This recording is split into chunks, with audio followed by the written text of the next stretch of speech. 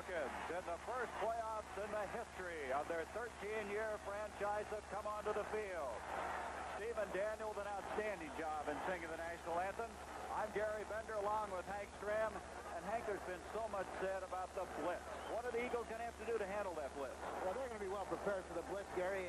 We're all sure of that. One thing that's a possibility, one thing that you have to consider as far as running is concerned is the possibility of using a double tight in kind of an offense. We might look for that early in the game, especially on the early passing down. Now, the weather has really picked up. We thought we were going to have some real problems. It quit raining an hour and a half before. It doesn't look like it's going to affect the play at all. No, I really don't think it's going to affect it that much. They had a tarp on the field. The field looks reasonably good, and as a result, we shouldn't have much of a problem from the weather standpoint. So, for the first time in 18 years, the Philadelphia Eagles come into the playoffs. The Atlanta Falcons for the first time in their history.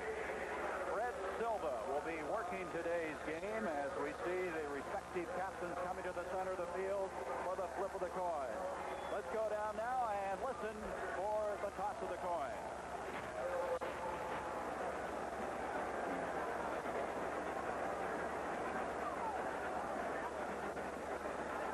So you can see number 7, Ron Jaworski, Bill Berge. All right, Captain. Let's pick it up now. This is your coin. This is heads, tails. Heads, tails. Who's going? Please. Thank you. In the air, please. Heads is called. Tails is thrown. You want the football?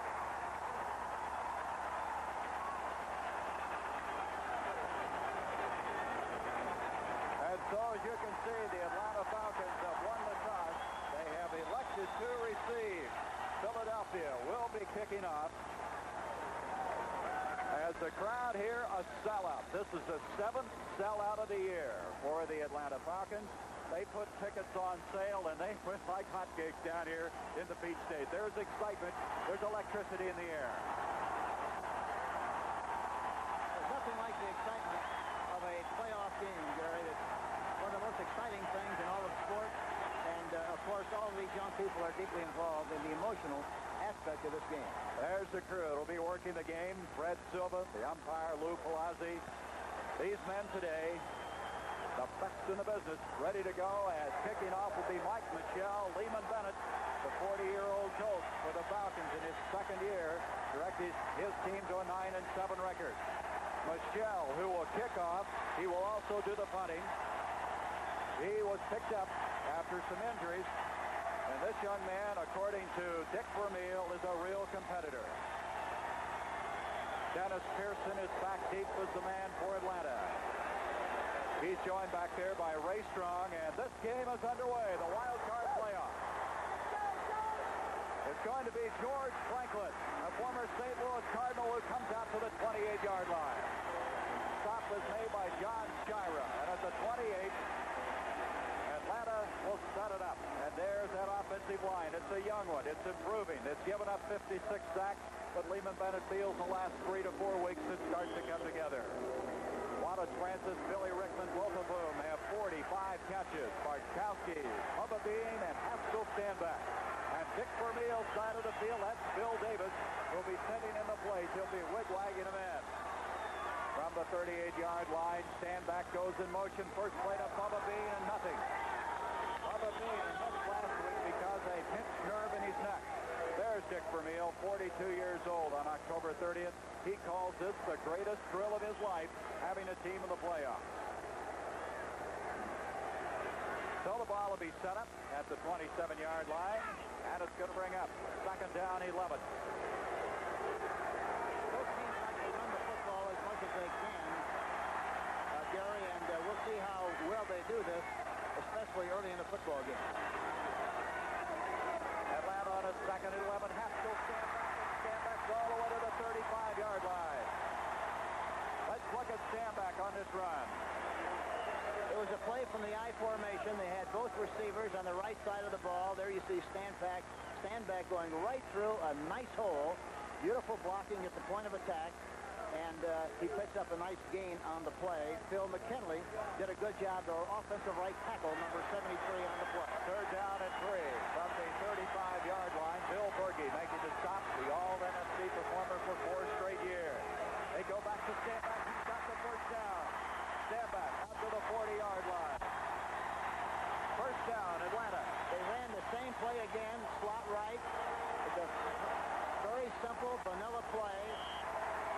McKinley, number 73, makes a nice block. Standback runs to the outside and picks up the necessary yardage for the first down. This year, the Philadelphia Eagles were number 3 against the rush. They did not allow a running back to gain 100 yards in a game. So they've been tough to run on, but it's a first down now at the 40-yard line. Markowski on the play action on first down. Pressure put on. Good pressure that time by Carl Hairston. And Hairston drops him back to the 30-yard line. Watch Hairston now, the right defensive end, number 78. The left defensive tackle, Mike Ken, does not do a good job of blocking Hairston, and as a result, it's a sack and a loss for the Atlanta Falcons. Second down and 20 from the 30-yard line. Remember now that forward wall of Atlanta had given up 56 sacks coming into this game. Philadelphia, on the other hand, had a low 29 sacks for the year. If they run in this situation on a long yardage, there they do. Second and 20, Bubba Bean, and he gets back just about to the line of scrimmage, and that's all in Reggie Wilkes, number 51. An all-NFC rookie as Dick Vermeil looking on. He was concerned about his team being so emotional that they would go out there and play blindly. You know, a lot of times in this kind of a game, you're a lot better off to start the game on defense than you are on offense, because if you make a mistake down in this area offensively, you give them good field position in a playoff game, boy, you could be in trouble very early. So it comes to a third down and 19 as Haskell Standback trying to get some of it back, and he's going to get to the 35, and that's all. It'll bring up the kicking situation. Carl Hairston again on the stop for the Philadelphia Eagles, and John James, 8th in the NFC, and punting will come in for Atlanta. There's a good illustration of how much they want to make sure they don't make mistakes. 3rd and 19. They feel they're not going to get the ball down the field on one big play, so the percentages that they're doing that are very slim. They run a high percentage play like a sweep, and they get as much as they can and kick the ball and let Philadelphia play with it now. All right, John James, you see the hang time as John Shira goes back inside his 25-yard line, up to the 30, to the 35. Fumble. The ball is loose, and it looks like Louis Giamona has come up with it for the Philadelphia Eagles. Number 33, after a 47-yard kick, the ball got loose, but Giamona, a former New York Jet, pounced on it, and the Eagles have their first opportunity. So there's no score. 11-12 to go, first quarter of play. From the 34-yard line, Eagles with their first offensive opportunity. Philadelphia will come out with Carmichael. Do they have the double tight end, Hank? Yes, they're starting with a double tight end offense, which means they want to control the weak side for Zena and control the blitz a little bit more and try to get 7-on-7. This is exactly what they're doing starting the game. Montgomery and Hogan, the running backs behind Jaworski. Jaworski to Montgomery. The number 3 rusher in the NFC is in trouble. He's trying to add lib, and he's not going to do it. It's Rollin Lawrence caught him. Rollin Lawrence, who had 6 interceptions this year to lead Atlanta. They had a flanker to the left, Carmichael. They try to run a sweep to the right side. They do a good job of containing the play. Lawrence comes up, number 22, the left corner, and makes the tackle on Montgomery. And there he is, Rollin Lawrence, and we have a penalty against Philadelphia. It's holding. They're going to refuse it because of the long loss. The loss occurring all the way back inside the 25 to the 22-yard line. So it's going to come to second down and a long ways to go. 22 yards to go. Now they open up the formation on a passing situation where they have a flanker and a split end. Their normal basic offensive look. And so Jaworski on the second and 22. Carmichael. Did he get it? What a catch by Carmichael, who had 55 catches during the 78 season. Here's Carmichael. Jaworski throwing outside. Carmichael makes a low catch with his hands, a beautiful catch. Falls out of bounds, and he picks up a little yardage on the play. You know, Hank, it's tough for guys 6'8" to go down like that, but he showed he could do it. Yes, he did, and he did a good job of lunging for the ball and catching it in his hand. Third down and 17 for Philadelphia. Jaworski now trying to overcome that problem on the first play where Montgomery had lipped and got into trouble. They got a blitz coming. Jaworski's in trouble. Come coming through, 59, Pennywell. Robert Pennywell, who had 6.5 sacks. Also 74, Wilson Famuina was in to help. Pennywell, here you see the blitz. Kuykendall is coming. Pennywell is coming. Pennywell makes the kill, so to speak. And this is something that you really have to worry about when you play Atlanta, because they keep you off balance. They conceal the blitz. And one thing that's very important, Gary, is that you have to consistently change the count so that they don't establish the rhythm of the offensive system and get a good jump on the ball on the blitz. Mike Michel is kicking. The man deep is Billy Rickman. Rickman at the 49. And Rickman's going nowhere because excellent reaction by Ray Phillips, number 52. A 34-yard kick that time. And Phillips, who they picked up from the Cincinnati Bengals, got down there in a hurry. So the Atlanta Falcons have the football for the second time. We have 9:48 to go. We'll be back in a moment. Lehman Bennett talking things over at this Atlanta Falcon team, and already Hank the blitz has paid off, and Dick Vermeil's got to be concerned about it. From the midfield stripe, the Atlanta Falcons have the football. Second time they've had it here in the first quarter. Bartkowski on first down. Rickman. And he makes the catch at the 45-yard line. They faked inside with a play-action pass. Not a very good fake. They throw outside to Rickman, Billy Rickman, who makes a leaping catch. And Herman Edwards does a good job of making a defensive play. And there you see Billy Rickman, who just made that catch on a play-action pass on 1st and 10. He had 45 catches, as did Wallace Francis in the regular season, 2nd and 5. Let's see if they run right. They did a good job from this formation in the early sequence. Here they go. Stand back, has the first down. And Coach, why did you think you're going right? Well, they had a slot formation to the right that time, which means that Wally Francis and Billy Rickman were both on the right side of the ball. They were in the I formation. And then Phil McKinley and Philman, number 68 and 73, both of whom do a good job. Now you see the ball carrier going through the hole, stand back, cuts to the inside, and is finally tackled by LeMaster, number 55. So it's the first down at the 37. I give to Bubba Bean, and Bean is going to make it inside the 35-yard line. Right, LeMaster coming up to make the stop for Philadelphia. They continue to run to the right. Evidently, their plan must be to the right. There you see Phil McKinley, Jim Mitchell, and Philman again. There you see Bubba Bean slashing his way through the hole and is finally tackled there again by Frank LeMaster, number 55. Second down and 6 for Atlanta. They are running the ball very well against a team that's been tough to run against.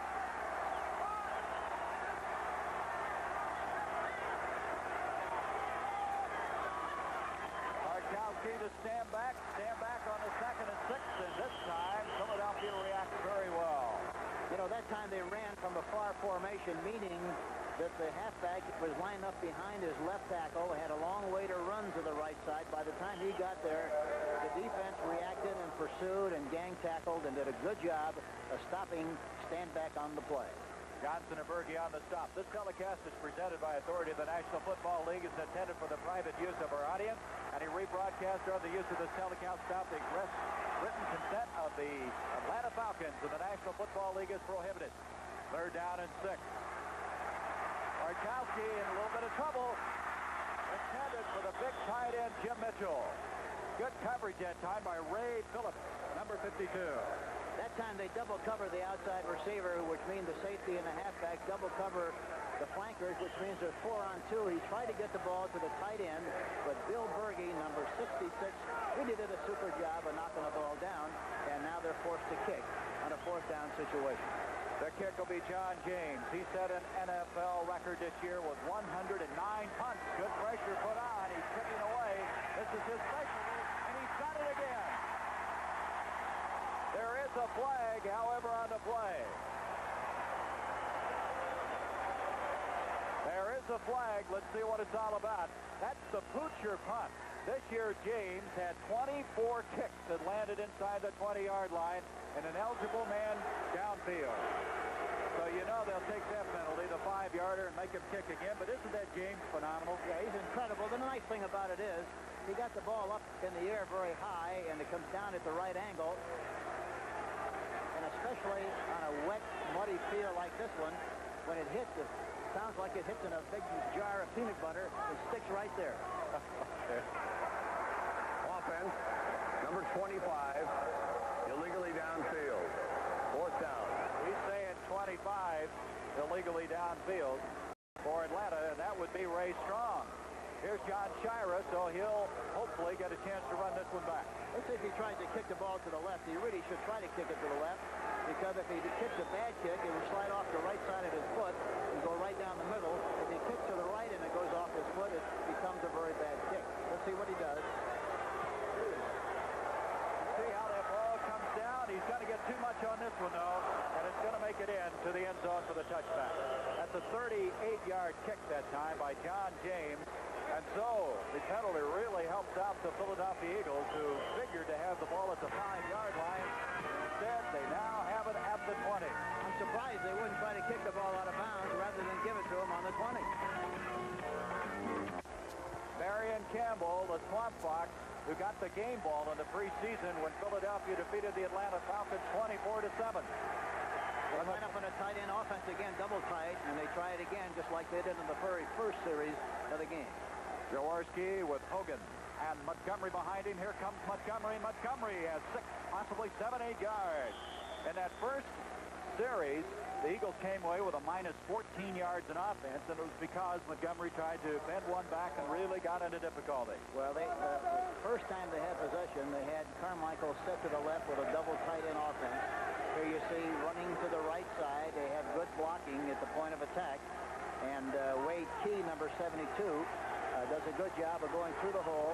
Here's the Eagles again on a second down situation. 2nd and 1 to be exact at the 29-yard line. Montgomery was 6 100-yard days. This is Mike Hogan, the big fullback, and I don't believe he got the first down.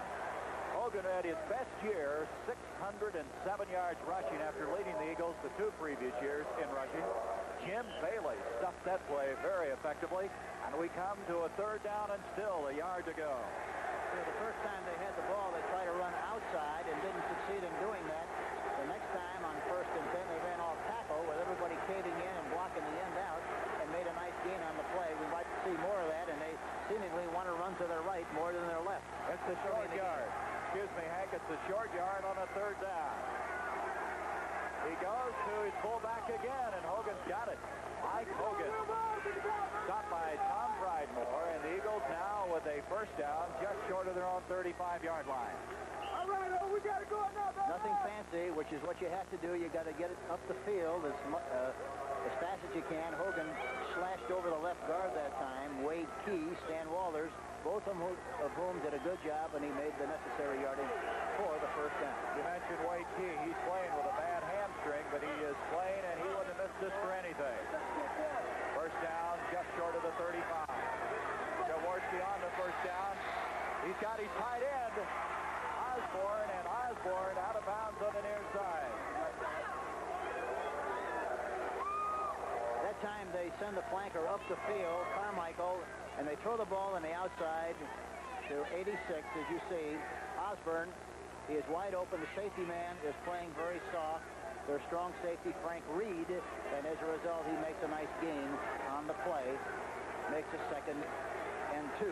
Osborne having to start when Keith Kreplik went on the injured reserve list. He started 6 games and played very well. It's a first down at the 43. Montgomery.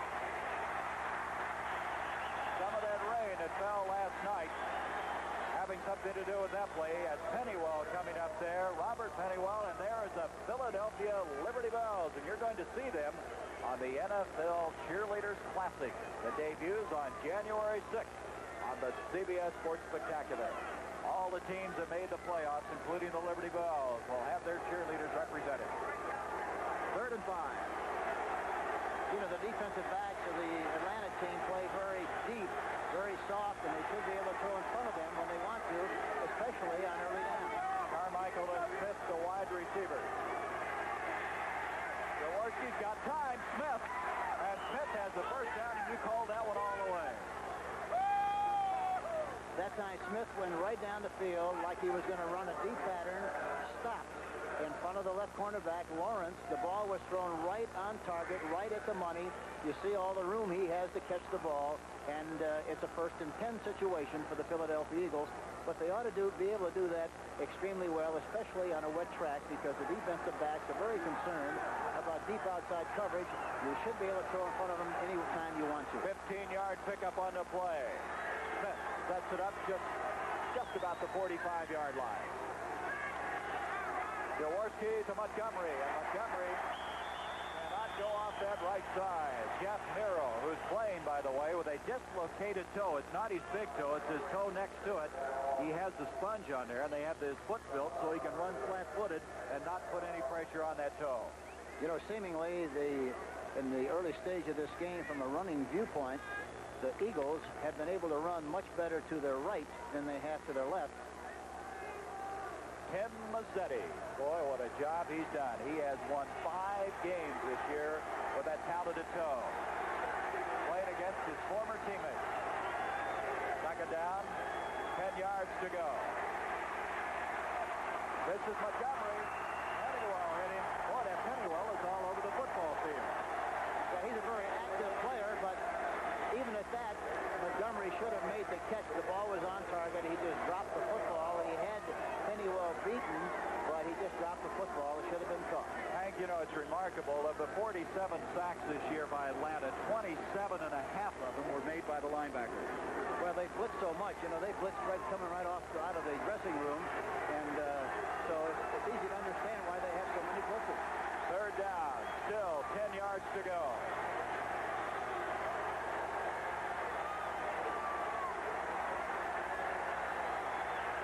Jaworski taking a lot of time.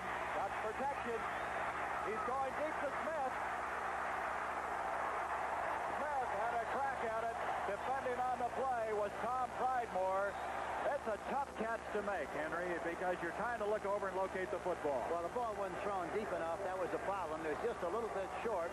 Lawrence was with him in good shape, but the ball was thrown just a little bit behind and to the outside. Had it been thrown out in front, he might have had a chance to succeed in making the catch. Here's Mike Michelle. He'll be kicking for the 2nd time.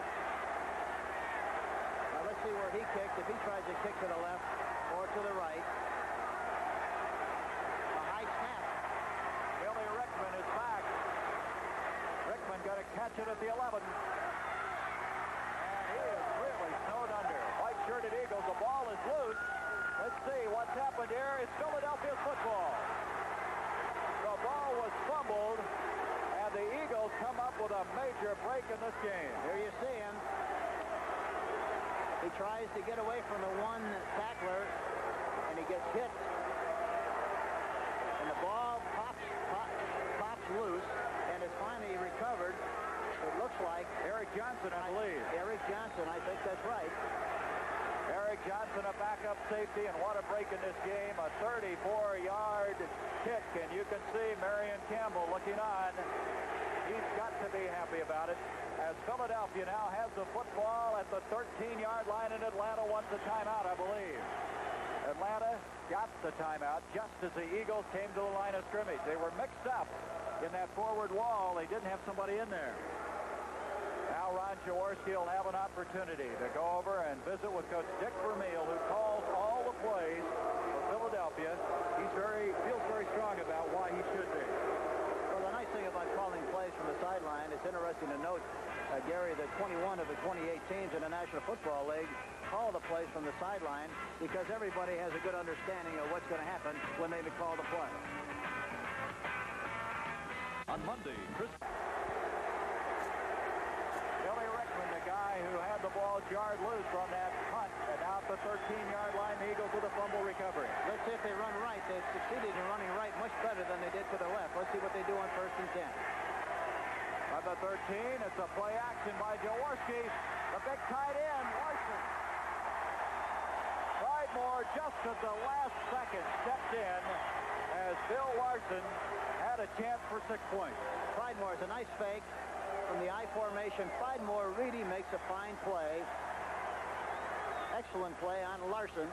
and the ball falls incomplete. And now, of course, they have a 2nd and 10 situation on about the 13-yard line. There's Eric Johnson. You know, that guy played in the movies. He was in the movie Semi-Tough. And he came up with a very big break in this football game for Philadelphia. 2nd down now from the 13-yard line.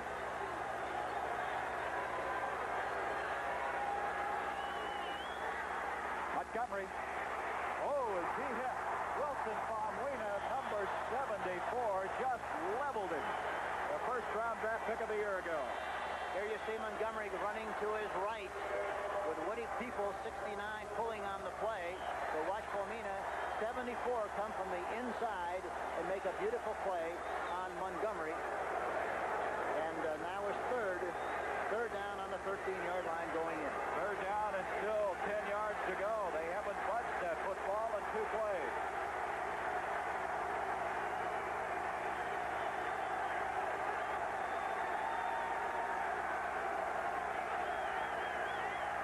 Jaworski trying to draw him up. There it is, Carmichael, touchdown. That's what they needed to do. They talked about going to Carmichael on the blitz. But that was a safety blitz. They had a long count. They had a good chance. There you see Pridemore coming in. And you see Carmichael breaking into the area where Pridemore left. He makes the catch. And Lawrence was covering on the play, but he was definitely outmanned physically, and touchdown for the Philadelphia Eagles. Exactly what they're looking for. A safety blitz. They read it on the move nicely. Threw the ball inside to Carmichael, and he was ready to take it in for the touchdown. Philadelphia ahead at this stage, 6-0. John Shire at a hole for Mike Michelle. Michelle's had some trouble in kicking at points after, and I believe he's missed another one. He had missed one in each of the 3 previous games, and Michelle has missed again. The kicking situation for Philadelphia this year has been an adventure at best. And so Michelle, this wasn't even close as it went to the right. Everything about it was perfect except the kick. The snap was good. The hole was good. He just kicked it off to the right. He's really put a lot of excitement in the kicking game, hasn't he? And so now they're gathered around him, trying to encourage him. Here's the touchdown again with a safety blitz. Pridemore coming. Jaworski read it perfectly, and so did Carmichael. Makes the catch inside. He broke off the pattern as he saw the safety man coming. Pridemore made the catch. Lawrence missed the tackle. Very simple. Went in for the touchdown, and Philadelphia leads 6-0. Carmichael, who in the preseason, or I should say the regular season, caught 55 passes, coming up with that touchdown grab. There he is. He has at least 1 catch in 96 straight games. Today will not count. So he'll pick up that string when they start the 1979 season. And that was the guy Vermeil said they're going to have to look out for in the blitz. And sure enough, he went to Carmichael.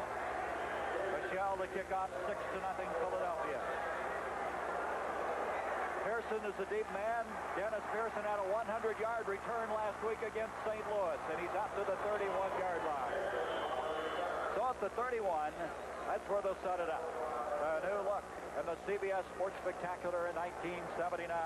We'll have boxing coming your way. Roberto Duran will be squaring off against Monroe Brooks, and the East-West Shrine Game. That's always a classic each year. And then the Hollywood Stunt Competition and the NFL Cheerleaders Classic. Jane Kennedy and I had an opportunity to see that and get it together this week. Very interesting show. Starting to rain again now here in Atlanta. Haskell stand back to the 35, fighting for 7-8 yards. Master making the stop for Philadelphia. Standback has a great capacity to read the blocks. He runs under control. There's a good takeoff at the line of scrimmage. But you see he starts to the right, sees the cavity inside, takes advantage of it, and runs behind the blocking of Philbin and McKinley again on the right side. Finally tackled by Frank LeMaster's 55. 2nd down and 3. Standback now has 30 yards on 6 carries. Here he goes again.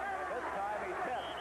About the time he turned up the field by Dennis Harrison, number 68, a rookie out of Vanderbilt. They call him Big Foot because he has a 14 Triple E shoe. And so we're going to come to still around, now what, a half yard to go. Did they get it? They may have gotten it. Let's see. We're going to measure to see if, in fact, Standback was able to make that first down. Boy, he is just short. So here Here's an interesting play coming up, Coach. Third down. Very short yardage to go. So they'll go with their double tight end offense, of course. And Gilbert's in the game along with James Wright and also Mitchell, 3 tight ends. Mitchell, the idea of getting the sledgehammer approach ready for this short yardage situation. They tell me, Coach, that Jim Mitchell's as fine a blocking tight end as you'll ever see. Third down, less than a yard to go. Bubba Bean, boy, I'll tell you, it was tough. Bubba Bean was hit in midair as he tried to hurdle. And let's just see where they mark his forward progress. Dennis Harrison, Frank LeMaster in on the stop. They got it, first down. Well, they made good contact on defense. The offensive line really didn't dominate the line of scrimmage that time, and he was very fortunate to make the necessary yardage for the first down. There's Dick Vermeil, his team with a 6-0 lead. Carl Peterson standing alongside him. And that is the end of the first quarter of play. A very fast first quarter here at Atlanta Stadium. So the Philadelphia Eagles on a 13-yard touchdown strike from Jaworski to Carmichael lead it 6-0. 6-0 as Harold Carmichael, you look at him as he takes it in for the 6 points. The difference in this football game, you can see it's raining again in Atlanta, coming down pretty hard right now. First down now for the Atlanta Falcons from their own 41-yard line as we start the second quarter. Bartkowski got his man, and that's Wallace Francis, who had 45 catches in the regular season. All he did was run right down the field, Gary, get the defensive back to move backwards and threw the ball right in front. A beautiful catch. Howard was the defensive back, played him very loosely, and as a result, a big play for the offense. And Wally Francis on a sideline pattern and was close to the first down. Francis this year pressed into the starting role when Alfred Jenkins went down in the first game with an injury. 45 catches, sixth-year man from Arkansas A&M. And let's see if they got the first down. It had come clear across, and evidently they did not because they're replacing the football, resetting it. Francis and Rickman just came out of nowhere this year to do an outstanding job in the wide receiving corps. You know, one thing about this Atlanta team is they're very unusual in that they play much better offensively when they're behind than they do when they're even. They're very conservative when the game is even, but once they get behind, they do a good job of throwing the ball and spraying it around and moving it down the field and getting first downs. And let's see if they continue to throw the ball. They're going to have to throw it a lot more if they expect to win this football game. Second down and inches to go. Atlanta's been tough at home this year. They're 7-1, losing only to Cleveland. Bartkowski. Rickman. Intercepted by Herman Edwards. Edwards, he going to bring it out? He sure is. Edwards coming out to the 15, and he gets back to the 18-yard line. Looks like some indecision on his part. But Edwards, who led the Eagles in interceptions, was 7. Picked off that pass intended for Billy Rickman. He was impatient. One thing that you have to do if you're going to throw the ball, you have to be a little bit more patient. The people up front, underneath, are open, except you try to go on top. It's all right to throw on top if you throw from a play-action pass, Gary, but just to go back in the pocket and throw downfield, it's tough to do the way they play because they're very deep. The Atlanta Falconettes, the Atlanta Falcon cheerleaders, you can see how wet. Temperature at kickoff time was 42 degrees, and they are ready to persevere here this afternoon. So after the interception by Edwards, Jaworski, who's 4 for 7 in the passing department, has a first down. Operating from the 19-yard line. Wilbert Montgomery. Boy, he is wrapped up by Pennywell again. Robert Pennywell, also Bolton Kuykendall, who is a second-team All-NFC pick. That time they used a wing formation, which means that you have a flanker just outside of the tight end with the idea of getting good blocking angles on the defensive linebacker. But here again, they haven't really succeeded in doing a good job of moving the ball from the left side of the ball all the way across the field. It takes an awful long time to get there for the play to develop, and by that time, the Atlanta team reacted very well, and Pennywell specifically made the tackle. They lose a yard on the play, brings up the second down. Smith, Carmichael, the wide receivers.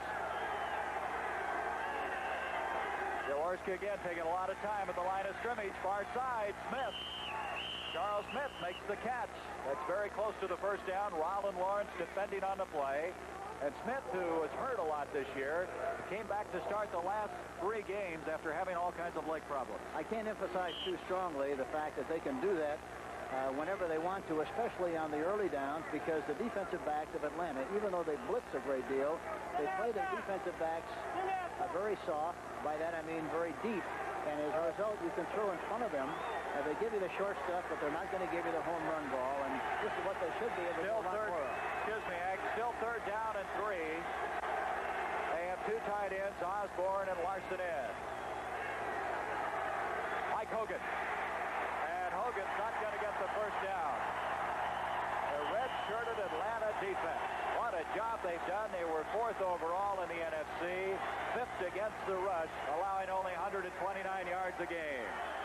Hogan, that's who he is right there, just didn't have a chance.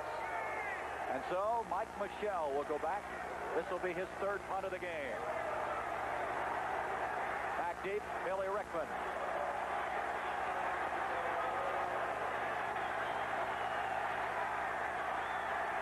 Michelle, a wobbly kick. Rickman with a fair catch, and he's got it at his own 46-yard line. So Atlanta will come away with good field position. That was only a 27-yard kick by Michelle. And Atlanta, trailing 6-0, has excellent field position at the 13:09 mark of the second quarter.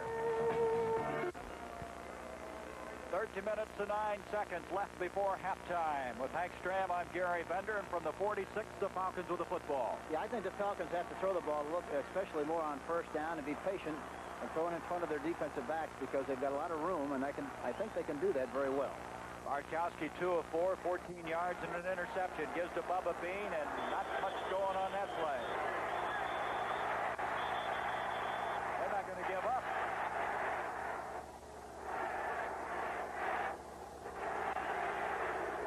It's tough in the trenches, and the nose tackle will show you how tough it is. One thing that's very important, the center, get that note, 57, has to block Charlie Johnson, 65, and if he can't make that block, they're really in trouble offensively, and that's the important thing about the Oklahoma or 3-man front. Second down and 9, a gain of 1 on that last play.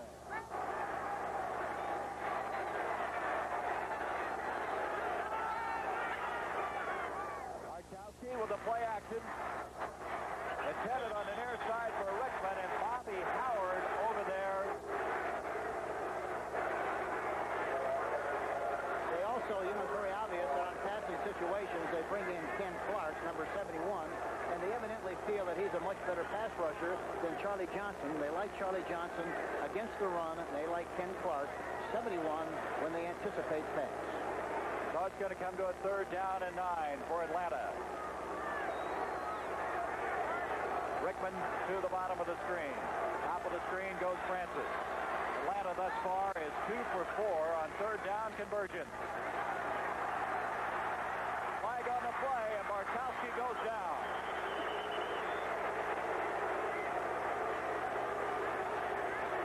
So Bartkowski losing all the way back to the 41-yard line. Well, that was a design play. He went back in the pocket, trying to create the impression that he was going to throw from the pocket. Then he ran to the outside, hoping that the defensive right end of the Eagles, Hairston, would come inside, which he did. Then he rolled to the outside with the express purpose of trying to throw the ball to Francis, but he couldn't get the ball to him because he was covered very well there by Logan. Francis right there coming back for the ball. Logan covering him very nicely on the play. Couldn't get the ball to him, and of course they lose yardage on the play. There's Wallace Francis out of Arkansas A&M. So the penalty goes against Philadelphia. It's going to be a personal foul. Head flop. First down. Look at at that. The Falcons have committed a lot of penalties, but this one's against Philadelphia. It was for a head slam. We haven't seen many of those called all year long. I think in all the games that I have seen, that's only the third time I can remember it being called. So from the 42-yard line, Atlanta with 15 yards packed onto their advance. Send Alfred Jackson in for the first time. He split to the top of the screen along with Billy Rickman. They've got a lot of room on the left side. Bartkowski on the first down. Nice protection to Bubba Bean. Bean to the 35. Another flag on the play as he's to the 33.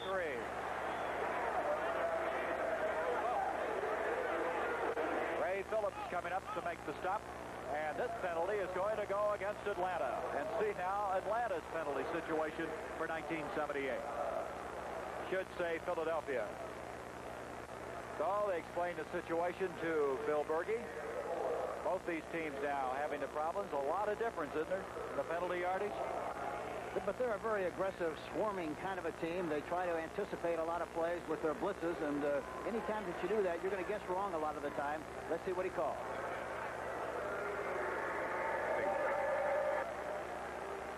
We believe it's Phil McKinley, number 73, who was guilty of holding. He's playing in place of the injured Warren Bryant. Look at that. I've heard of keeping your hands warm, but your feet, Tim Mazzetti or John James? John James trying to keep the foot warm. Rolling out this time to the right side. On a 1st and 20, Wallace Francis to the 30-yard line, and Francis to the 25, first down. So after having 20 yards to go for the first down, they get it back in a hurry. He rolled out to the right this time, and Francis goes down in front of Howard again. Breaks to the outside. There you see him. Berge tries to make a play from his inside linebacker position, but Howard finally makes a partial stop on Francis, but not until after he makes the first down. That ball set up at the 25-yard line.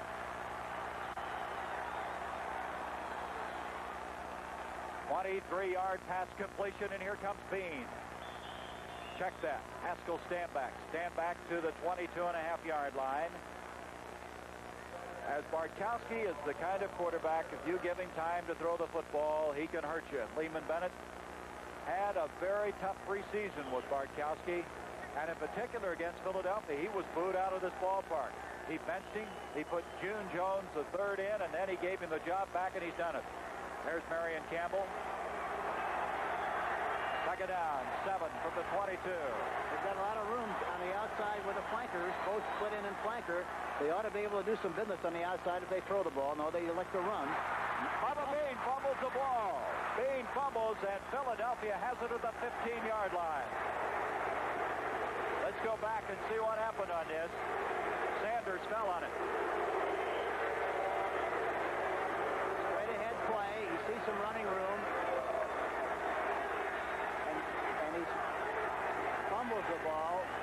Lemasters got a piece of it, jarred it loose, and it's recovered by the Eagles. They have possession. 1st and 10. John Sanders made the recovery, number 26. And so another turnover. The third of the game by Atlanta. The Eagles with a 6-0 lead. So another turnover in this game. We've had the fumble by Rickman, the interception, and now another fumble recovery, and Philadelphia has the football at the 15-yard line.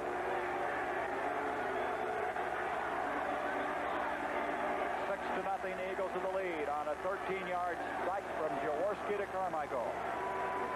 Montgomery is going to get a couple of yards.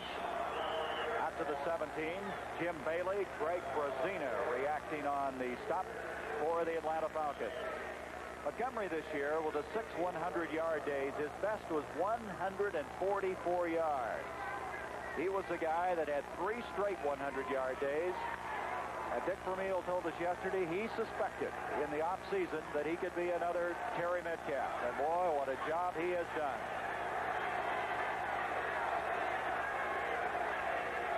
Second down, 7.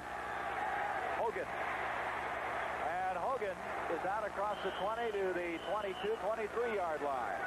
Jeff Miro over to make the stop. Pennywell had a good shot, but was cut off right about the time he was trying to make the play.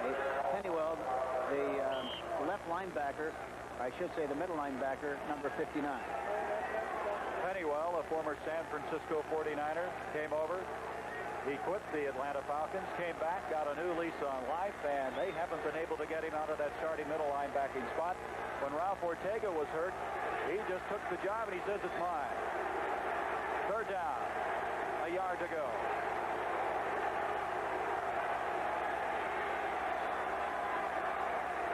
This is Hogan again. He's got the first down, and Hogan to the 30-yard line. Brazina up to make the stop, and so Philadelphia, moving from their 15, now have a first down at the 30. It's a quick pitch to the fullback. Hogan cuts back against the grain, sees running room, hits the cavity in good shape, and it's finally tackled there by Pridemore, number 27, the safety man. First and 10, Philadelphia. So the Eagles get a little operating room. Carmichael comes to the bottom of the screen. They have the two tight ends in once again.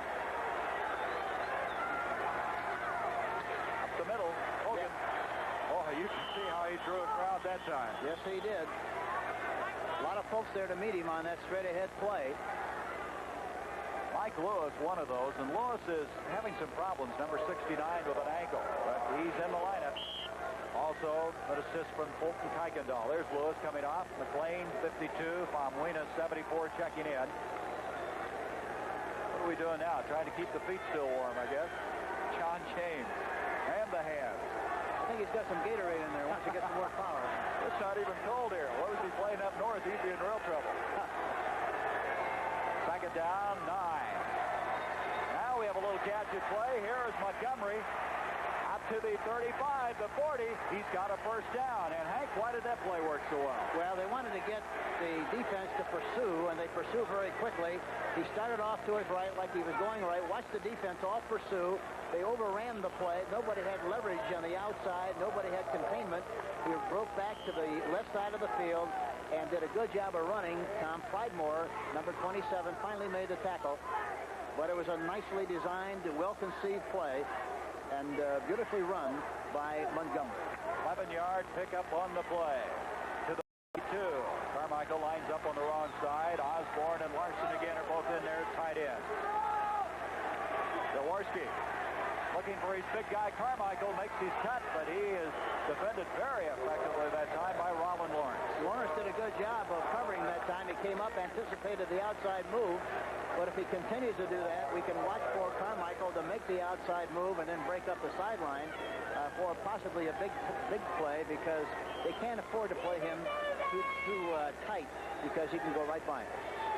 So Ron Jaworski has the second down and 10 coming up. And again, the Falcons make some changes defensively. They get Lewis out of there along with Bailey, bringing in Dewey McLean, and he is excellent in a blitzing situation.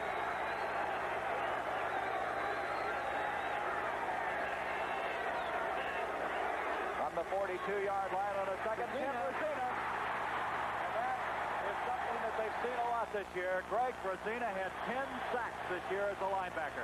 Wilbur Montgomery that time was supposed to block Brazina. Watch him on the left side, 31. He's supposed to block the blitzing linebacker, but he didn't succeed in doing it, and Brazina is able to hit Jaworski from the blind side.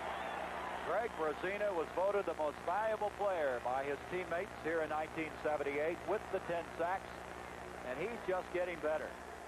32 years old, his 11th year in the National Football League out with the University of Houston. 11th round draft pick in 1968. Third down, 17. They'll probably run the ball here. Let's see what they do. On a third and 17, they're going to put it up. Jaworski's got Carmichael, and they have Carmichael in a hurry. It'll be short of the first down. Rick Bias, number 38, was there immediately. Bias has been excellent this year for the Atlanta Falcons. And this sellout crowd likes it. As Michelle will come in to kick for the 4th time, and they're trying to keep warm and dry as best as possible. Rickman will go back for the kick from number 2. Michelle became the punter in the 7th game for the Philadelphia Eagles, replacing Rick Ingalls. He's kicking away. Rickman has it at the 25, 30, and Rickman's going to bring it out across the 35-yard line. So the Atlanta Falcons, trailing 6-0, will set it up there. You know, we've heard a lot about the special teams of Atlanta, but thus far, Hank, Philadelphia's really covered well on the punch. Yes, they have, and of course, both teams have done an excellent job. You don't get to the playoffs unless you do a good job with your specialty teams, your defense, and your offense, and you sincerely feel that if you can win 2 of the 3 battles in any game, either with the specialty team, your offense, or defense, or whatever it might be, normally you'll win the game. That was only a 29-yard kick. The Eagles lead it 6-0. From the 35-yard line, it looks like the rain has subsided. It picked up there for a while, and now it's backed off. Atlanta with the football. They trail 6-0 from their own 35. Both receivers split to the bottom of the screen. Bubba Bean with the football. He got a yard. Really, Atlanta has done better running from the I formation than they have from conventional looks. And when I talk about conventional formations, I talk about formations where the fullback is behind the quarterback and the halfback is set to the side or the backfield is split. But seemingly, they've done a much better job of running from the I formation. And let's see how they progress and what they do from here on in as far as utilizing the I formation is concerned. Well, Master and Harrison making the tackle on that last play. They give him 2 yards, 2nd and 8. Arkowski, good protection. Off to Bubba Bean, Bean to the 40, to the 45, and that's very close to the first down. Randy Logan, the strong safety, up to make the stop for Philadelphia. And let's see where they're going to mark it. It looks like they got the first down, and they did.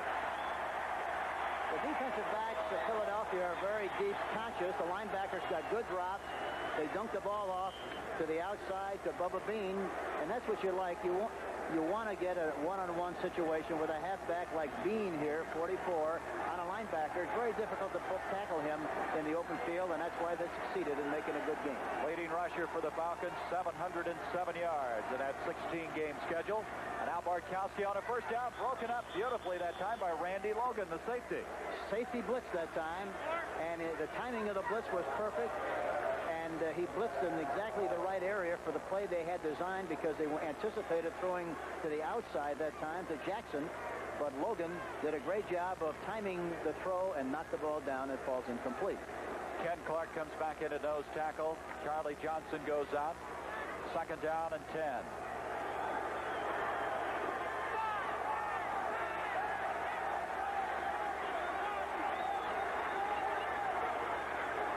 Bubba Bean. No, stand back, correction, and stand back across the 50 to the 48-yard line. All of a sudden, that play popped open. That was a play from the I formation, somewhat of a counter play. LeMasters and Howard made the tackle, but one thing that you have to do against Philadelphia, you have to, number one, make sure on all running plays that you block Bill Berge. And secondly, in conjunction with that same theme, you have to run some counters to get him going one way and running the other. You know, Bill Berge told us yesterday he's had his best year in the National Football League. I didn't know he had any bad ones. He hasn't. 4 straight years, all NFC. On a 3rd down, stand back, very close to the 45-yard line. He's got to get inside that 45 to get the first down. On a 3rd and 3, I don't know if he made it. Don't believe he did. That was Carl Hairston and Frank LeMaster who combined on the tackle. They're going to bring the sticks in. The 3rd measurement we've already had in this game. You can see the field now starting to be a little bit torn up in the center, but it has quit raining as of right now, I believe. Well, wait a minute. Maybe it started up again. You know, I think the other thing that has to be done here with a field like it is, let's see what they do. Well, he may have gotten it by the nose, did he? He did.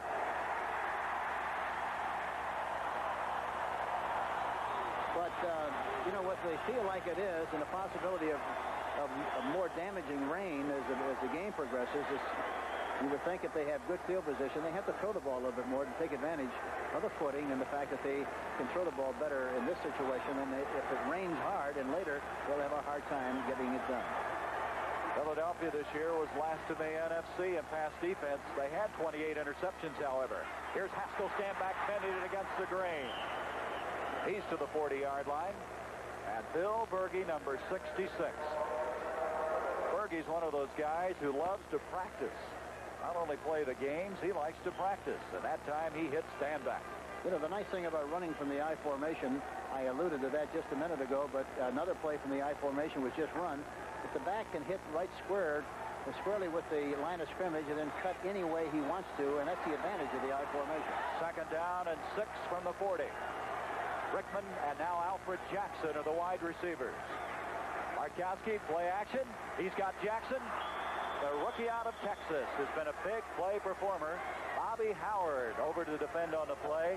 And Bobby Howard is quite a story. They picked him up from the New England Patriots after he had been in retirement. And Howard came in, had 3 interceptions, started the last 6 games for the Eagles, and played like, well, just what they expected him to play like, an outstanding veteran. The reason that play was not successful was the fact that Randy Logan, the strong safety, was up on the line of scrimmage again, and Bartkowski had to throw the ball over the top of him, and that's why they didn't succeed in making the connection for the 1st down. So we come to the 3rd down with 6 to go. We got a blitz that time with Berkey. Ken Clark coming through. He just got rid of it. Sandback had it for a moment, but Ken Clark, the nose tackle, came pouring through, and Markowski's shaking a little bit. He's on one knee, getting up very slowly. He took a shot on this play. Berkey was blitzing on the play. They picked him up in good shape, however. And you see Ken Clark getting through there and getting a shot at Bartkowski, but he delivered the ball nicely to a standback, but he dropped the football. Here's Bill Berkey, the great middle linebacker, inside linebacker on their 3-4 in the Philadelphia Eagles. Boy, it is really starting to rain now. Here is John James going for one of those booster kicks of his. And he's going to like this one. It's going to be just inside the 10-yard line.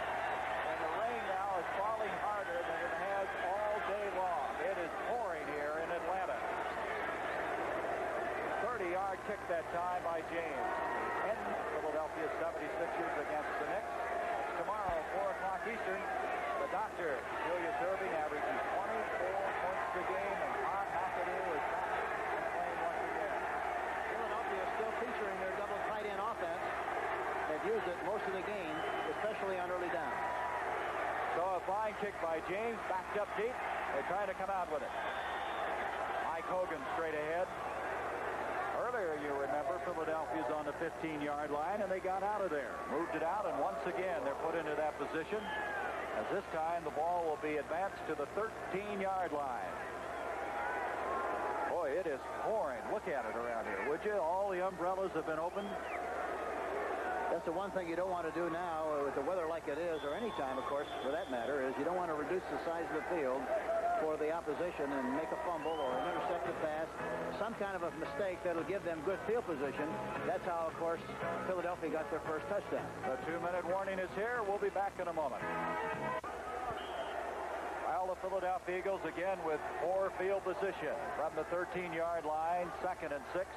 Been tough to run. Montgomery has 8 carries, only 7 yards. Hogan, 24 yards and 7 carries. Tough sledding running against this Atlanta football team.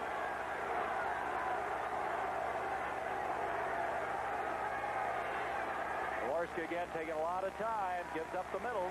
Hogan, and Hogan across the 15 to the 16-yard line. So it's going to bring up a 3rd down, and wait a minute, looks like Atlanta wants to use the timeout and will. That's a good move on the part of Atlanta, because they want to have an opportunity with good field position possibly to get the ball back in play offensively and possibly get 3 points or 6 points or 7 points on the board before this half is terminated. There they are, an excited group in Atlanta. This place has been in a frenzy the entire game. A sellout for the 7th time. Ron Jaworski now trying to keep the hands dry. 1:53 remaining before half. At half, Brent, Jane, and Irv will update us on some of the color and the highlights of what's happening here in this 1978 wild card playoff game.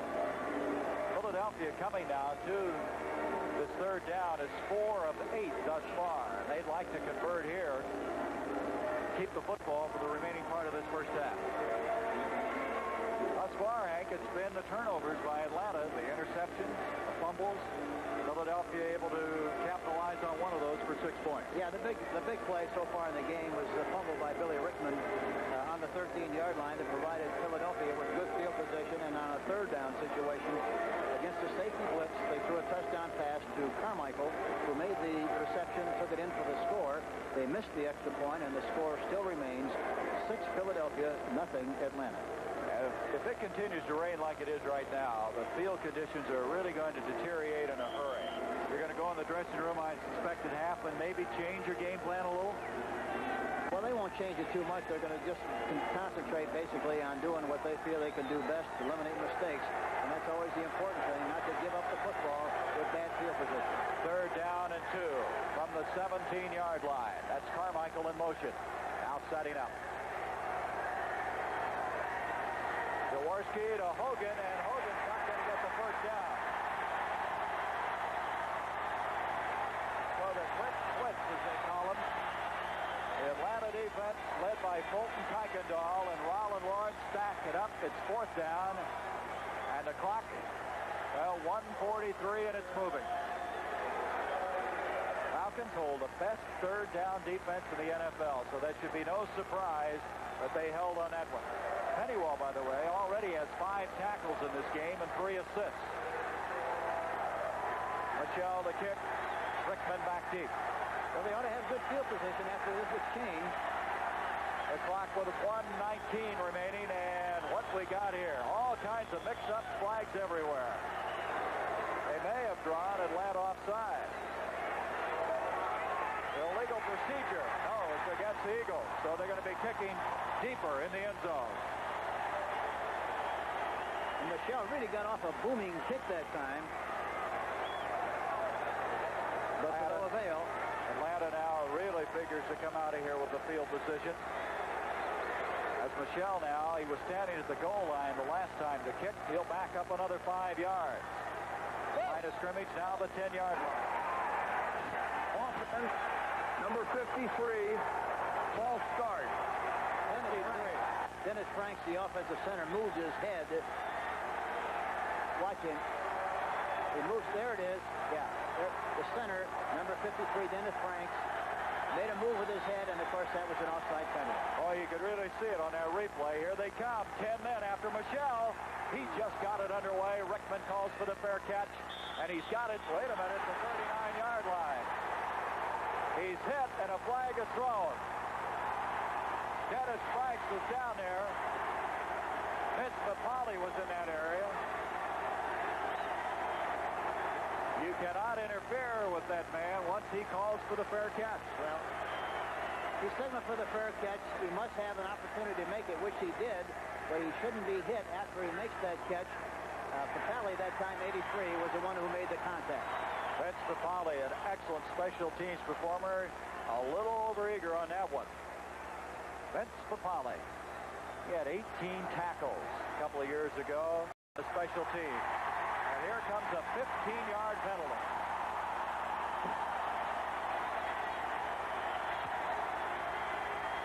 Well, they've got excellent field position. Interfering with the man to make the catch. And so at the 25-yard line, Atlanta with 1:07 remaining in this first half. Trailing 6-0. They have a chance to tie it up.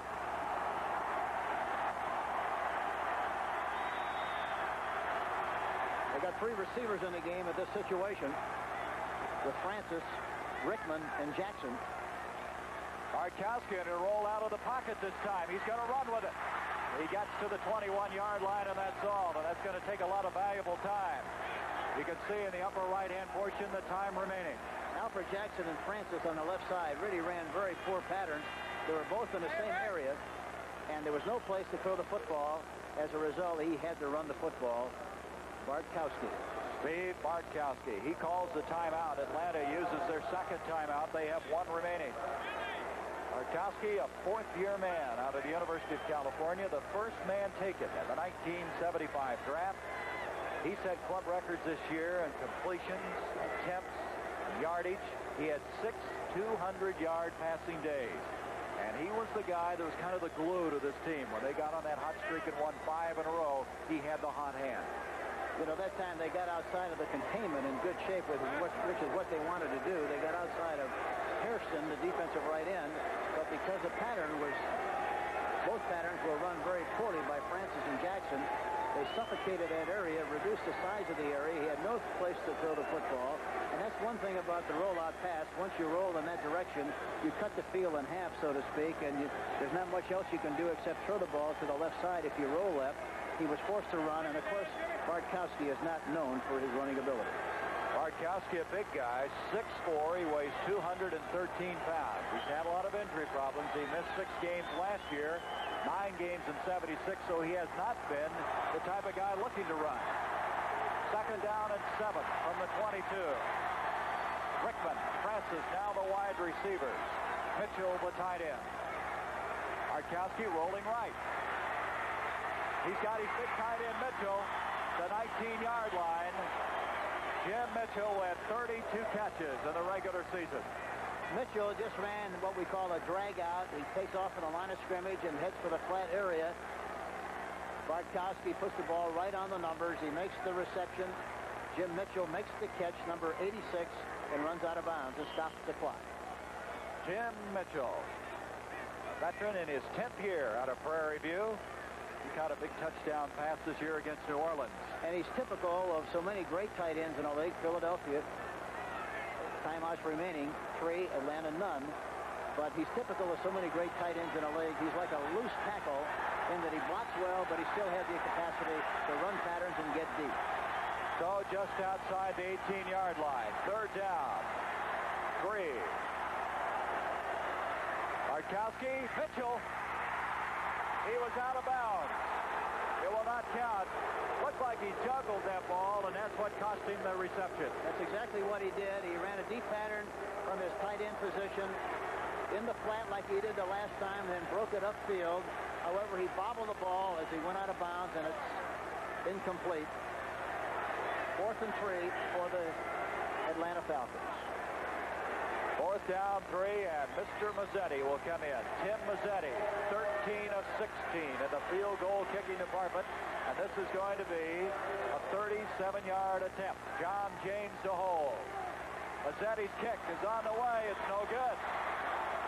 Mazzetti, who this year hit 9 in a row for a club record, missed that one. And so Philadelphia has a 6-0 lead still. The snap is good. The hold is good. The kick is not good. It went off to the left, and it still remains Philadelphia 6, Atlanta nothing. There you see it. Just hooked it over. Yes, that's what happened. With the NFL today. So from the 20-yard line after the missed field goal attempt, Philadelphia now will just kill the clock with 44 seconds. There it is, down to 40. So the Eagles able to hang on, and the Eagles have been backed up, but they've been able to come away with the turnovers. And, of course, a missed field goal attempt with that 6-0 lead, but they missed that point after, and that kind of leaves the door open, doesn't it? Yeah, Philadelphia went through the minefield a couple of times and missed all the mines on those 2 opportunities that Atlanta had and came away without any points. Lehman Bennett, he's looking things over. He's trying to decide what he's going to have to do to get some points on the scoreboard. So we're not even going to have another play run up as this first half is coming to a close in this 1978 wild card playoff game. Philadelphia with a 6-0 lead. A 13-yard touchdown pass from Milwaukee off will be the Atlanta Falcons. Tim Mazzetti gets into it.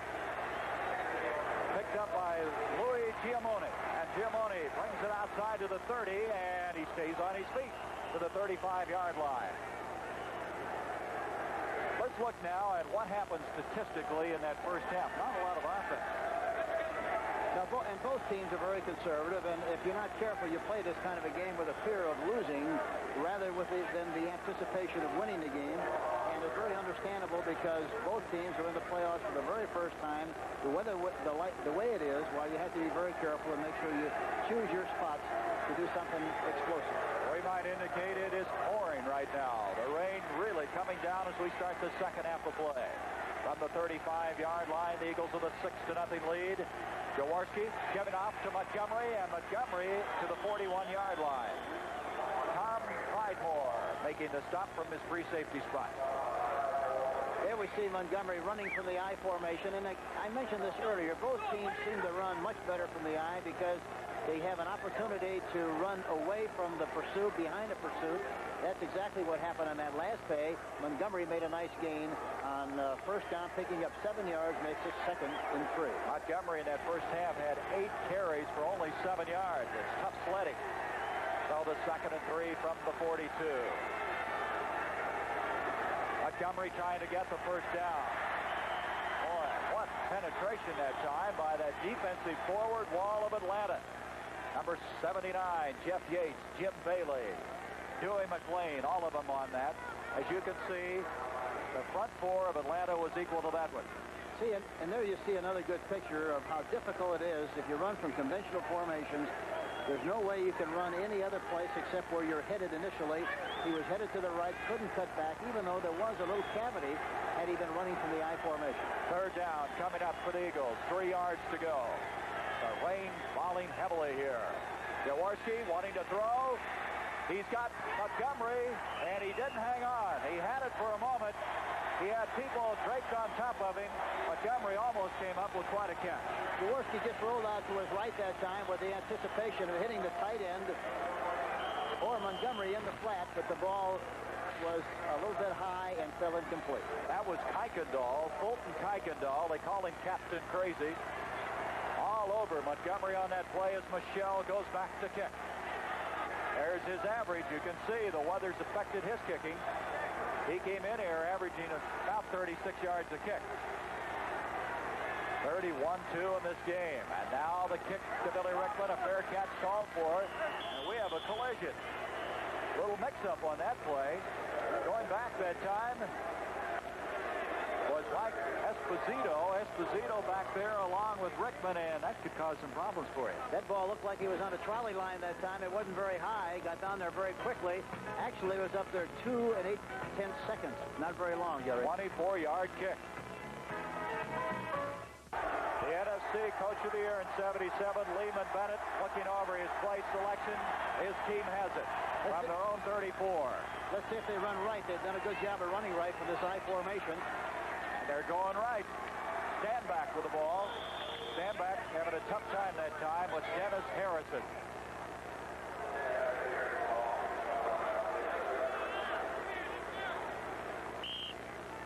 Watch Reggie Wilkes. He's attacked there, but he spins off the block and makes a good play and makes the tackle. Number 51, Reggie Wilkes, the left linebacker. He played right here at Georgia Tech. He was excited to get an opportunity to play. There he is. He was their top selection this year in the 3rd round. 2nd down and 7.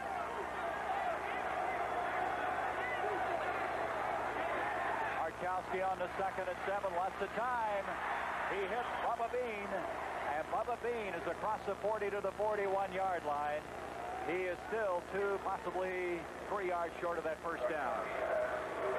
Wilkes, that time, number 51, the left linebacker. Watch him. He jams the receiver, the tight end, goes back into his drop area, sees the ball thrown, and comes up nicely along with Bill Berge and makes the tackle. Bill Berge was telling me, as you look at Bubba Bean, that he tried to settle Wilkes down today. He thought that Reggie might be awfully excited playing before his hometown fans. 3rd and 2. Haskell stand back, and I don't think he's going to get it. Boy, Reggie Wilkes came up on that play. Reggie Wilkes again, watching number 51, does a good job on the tight end. Mitchell tries to block him, but by the time the ball carrier gets there, Reggie Wilkes makes the play. Left linebacker 51, and here again they're running from a formation that takes an awful lot of time to get to the hitting area. By the time he gets there, he was able to slide off the block and make the play. We'll keep watching the trench play because the linebackers, that forward wall is going to be big in this game. Here's a kick by James, almost blocked. James almost had it blocked. The kick is not what he wanted, but he was fortunate to get that one away at all. Cleveland Franklin was the guy who came flying through the air and almost blocked that kick. And had he taken the right angle, he'd have blocked the kick. He's got too much penetration, and as a result, wasn't able to block the kick. It was a low pass also. 6-0, the Eagles with the lead. That was a 17-yard kick that time by James, almost blocked by Cleveland Franklin. Just short of the 40-yard line. The Eagles with the football. Montgomery and Hogan, the running backs. Carmichael and Smith, the wide receivers. On the first down, Jaworski to Smith. And Smith has a first down very quickly to the 45-yard line of Atlanta. Ronald Lawrence defending on the play. Jaworski that time sets up quickly and throws the ball inside to Charlie Smith, 85, who was inside of the defensive back, Lawrence. Nice play, first down. There he is, Ron Jaworski, who this year was ranked 5th in the NFC in passing.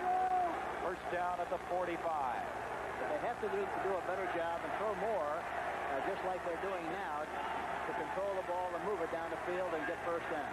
See Smith now looking in, listening. They may be changing the play. Jaworski. He's headed for Osborne, the tight end. A flag has been thrown on the play away from the receiver, however. Charlie Smith was knocked down on the play as the ball was in the air, and I'm sure that's what they're going to call. He ran an inside pattern, and the defensive back made a play on him, hit him, knocked him down, and they called pass interference. I think that's what happened on the play. Let's see what they call. Smith was actually away from where the play or the ball arrived. Here it comes, and I think that's what you're... I saw Pennywell all upset, the middle linebacker, about this call, as Silva now will step it up. Smith looked like he was going through a revolving door. 3 guys hit him back there and knocked him down, and it was very obvious that pass interference would be called. Defense, illegal chuck, 27, refused. Personal foul, roughing the passer, 52, accepted. First down. 2 penalties on that. That was Dewey McLean that roughed the passer, Jaworski, so they took that penalty and have the ball now first down at the 30. I didn't even see that. I was looking downfield that time, Gary. I didn't see what happened in the backfield. So it's going to be a first down on the 30. Roughing the passer penalty, 15 yards. Philadelphia at the 6-0 lead as we have 10:26 to go, third quarter. This is Montgomery. Montgomery just across the 30, and that's all. Colton Kuykendall, number 54. Boy, what a job he has done this year for the Atlanta Falcons. He broke his arm last year in the 5th game, and they knew he was going to be a good one, and he's come on this year to make second-team All-NFC. Kuykendall that time really made a great play from the inside position. His linebacker spot had good pursuit angle, good technique when he made the tackle. A beautiful play by Kuykendall, number 54, the left linebacker. Second down now, and about 9 yards to go.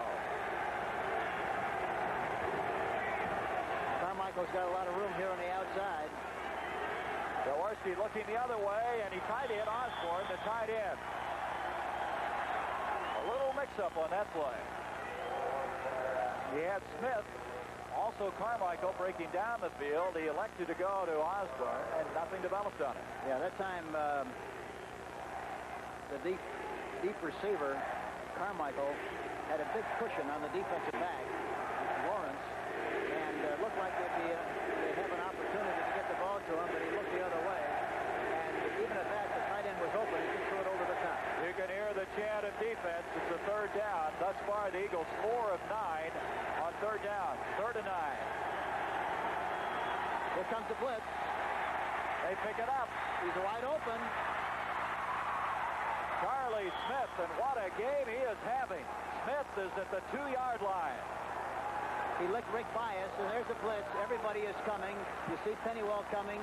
Anytime that you have the blitz and you can get the ball off in good shape, you have a one-on-one situation. That time, Charlie Smith on Rick Bias made a good inside-outside move. Protection is excellent. Jaworski throws the ball right on target, and Philadelphia has possession inside the 5. First and goal to go. 27-yard pickup on the play, and Smith having an outstanding day. He had 2 touchdown catches in the last 3 games after coming back from that injury. And right now, Philadelphia talking things over. You know, the nice thing about that last play, too, is obvious that Jaworski called the play on a long count so he could get a good picture of what was happening. By the time he snapped the ball, they had the ball snapped while the defense expressed what they were going to do. They were able to pick it up in good shape, run the proper pattern, one-on-one, on bias on the right side, and they have a first and goal situation. A beautiful 27-yard pass from Jaworski to the outside receiver, 85, Charlie Smith. Smith now has 4 catches for 66 yards. I know that ends a lot of frustration for him. He got hurt in the first real preseason game they played. That was in Mexico City. Pulled a leg, and that leg muscle never did really come back for him. But here today, 4 catches, 66 yards, and Lehman Bennett now is concerned. And his team is going to have to play some real catch-up if the Eagles take this one in. And that's the thing that you have to worry about when you blitz a lot. It's feast or famine. You guess wrong, you guess right. If you pick up the blitzes, you're really in trouble. If you get there before they get the ball off, you're in good shape. That time, the Philadelphia team picked it up in excellent shape and wound up with a big gain of 27 yards. NFC playoffs continuing next Saturday and Sunday. We still don't know for sure where they're going to be played. Philadelphia wins. They go out to play the Los Angeles Rams. Atlanta wins. They play the Dallas Cowboys. First and goal. At the 1.5-yard line, Montgomery. He's short. Bomwina, number 74, Jeff Miro. Well, that Bomwina. Very, very quick. There's Vermeil. Bill Davis, you can see him wig-wagging the plays in. He has the stocking hat on and the gold. He was what? What'd you say, Gary? He was wig-wagging? Wig-wagging. A new term. Second down and goal. They're inside that 1-yard line now. Carmichael having a little trouble lining up. 6-0 Eagles to the lead. Here's Hogan. And Hogan didn't make it.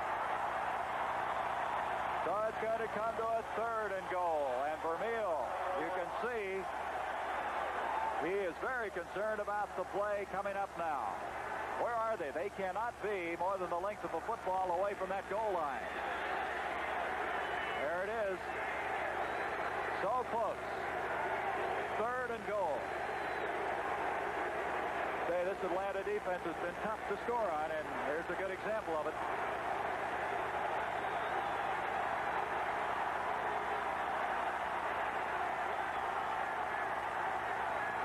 Third down to give to Montgomery, and he's in. Touchdown. The ball is loose, but it's not going to be ruled a fumble because he broke the plane of the goal line, so it makes no difference.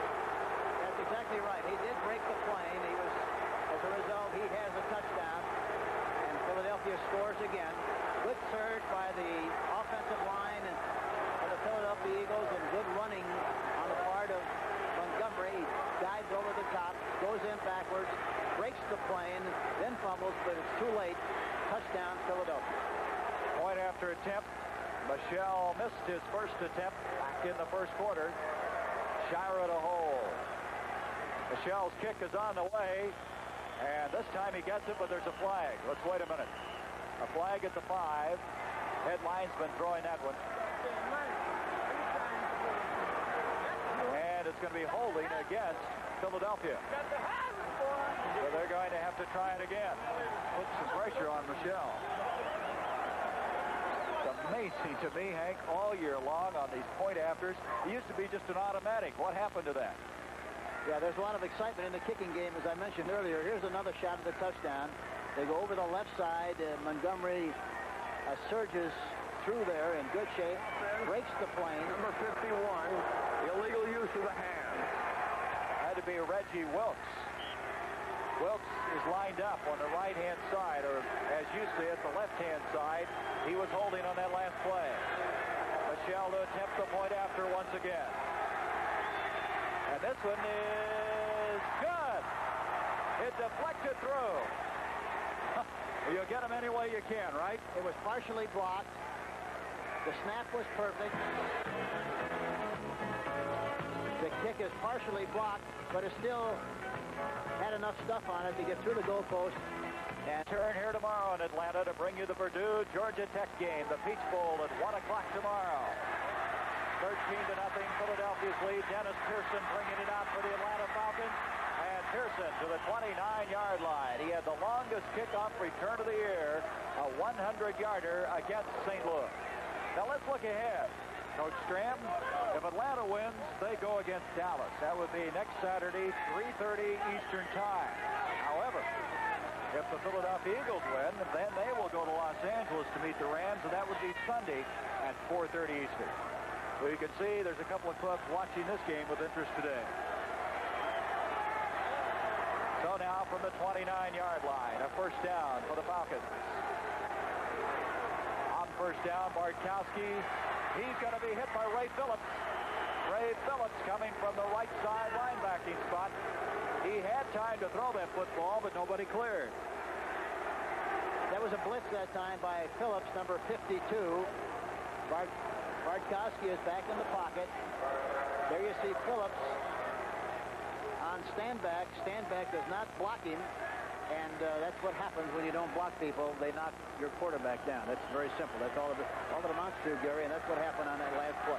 Second down, 19 yards to go from the 19-yard line. Atlanta now having to play catch-up football. They've done it before this year. Some miraculous finishes. Bartkowski on the 2nd and 19. He's got Stanback over the middle. Stanback giving some ground. Got a block from Bubba Bean. And he's to the 25, and that's all. Frank Lemaster coming up. Well, they get a little bit of it back, but they still have a long third down. They want the linebackers. This time, Berge is blitzing on the play, but the other linebacker has good depth.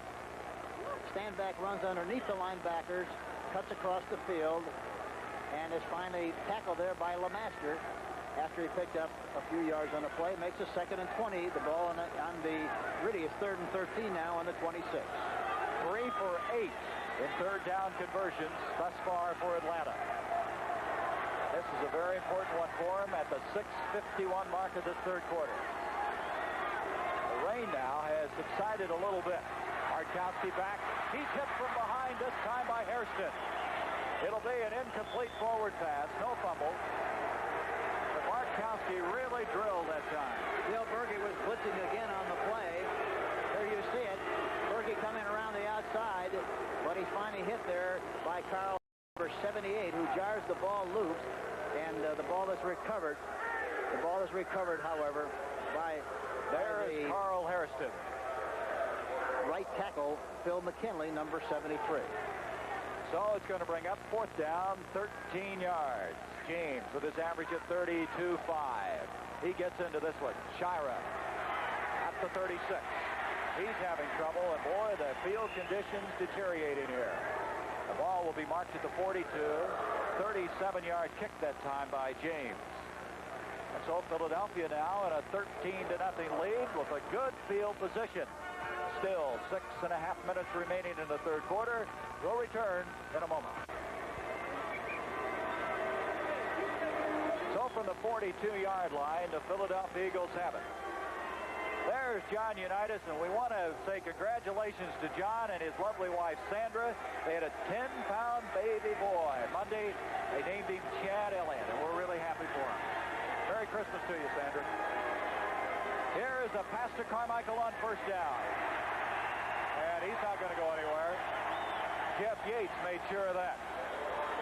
Yates is the guy, Hank, that replaced Claude Humphrey in the 5th game when Humphrey retired, and Yates has really surprised some people. You know, the way they came up on that last play, if Carmichael can throw the football, if they do the same thing with any kind of field position further down the field, it would be a great opportunity for them to throw the ball on top, throw it to Carmichael, Carmichael throw it downfield, because the defensive back respond very quickly to the lateral movement of the quarterback throwing the ball to Carmichael. So a loss on that play. Going to bring up 2nd and 11. Hogan, Montgomery, the running backs.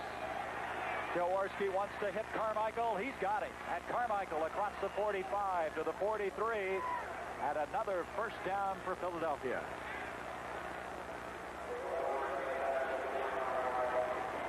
Here's Carmichael coming off the line of scrimmage in good stride, forcing Lawrence to take a backward step. He throws the ball right at the numbers again in good position for him to catch the ball. Makes the reception.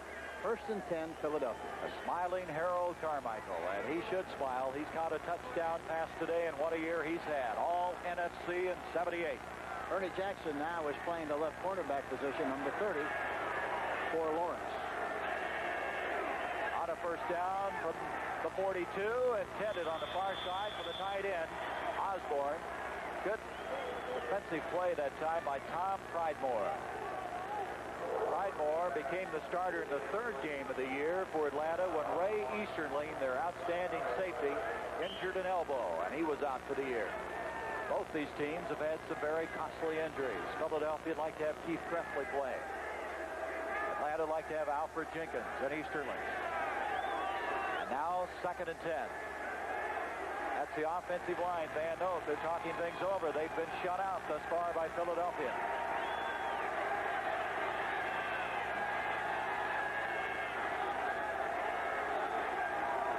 On a 2nd and 10, it's Osborne, the same play, and Pridemore's there. Pridemore covering it very well. Hank, they came right back to him. That time they caught him in a blitz again. Jaworski threw the ball quickly outside, which is what you have to do. Pridemore played him tight enough, however. He didn't make an abundance of yards on the play, but he did pick up a little bit on that play in the flat from Jaworski to their tight end. 3rd down. 3rd down, and still 5 yards to go. Bill Berge, John Deke Sanders talking it over. Berge, the leader of that defensive corps. 3rd down conversions, 5 of 10 for Philadelphia. On the 3rd and 5, Charlie Smith. Smith got the first down. Nice catch by Smith inside the 30-yard line. We talked about this earlier, but they have good field position, and really the way the defensive backs of Atlanta play, as loose as they are, you ought to be able to throw in front of them whenever you'd like to, and that's exactly what they're doing on this particular drive. A nice catch there by Smith in front of Ernie Jackson, number 30. Ernie Jackson coming in there, as you mentioned, for Rollin Lawrence. We have somebody being attended to on that Eagles bench. The guy that's out, I think it's Carmichael, isn't it? He's not in there right now. They have Ken Payne and Smith. It was Carmichael that they were looking at. Here is Mike Hogan. And Hogan powers ahead on a first down. There's Carmichael testing the leg. Looks like his right leg. Boy, he has been tough. He's answered the bell every game. Made big catch after big catch this year for the Eagles. And Steve Bartkowski still looking for his first points as he stands along with June Jones III, his backup quarterback. Jones, at the start of the year, opened all the first 3 games, and then Bartkowski reclaimed the starting spot. 2nd down and 8.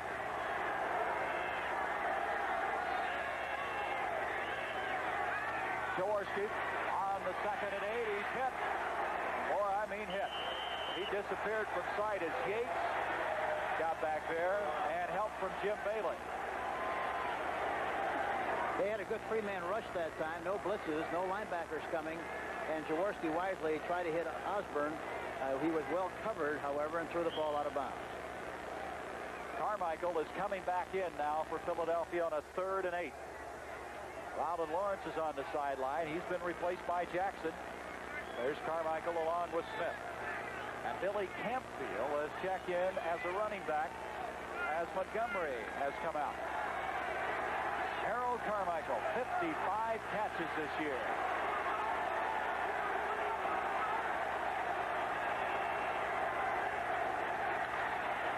This is Hogan. And Hogan got just about a yard on that play, and then he was hammered back. And there is Montgomery. Looks like he's got some problems with an elbow.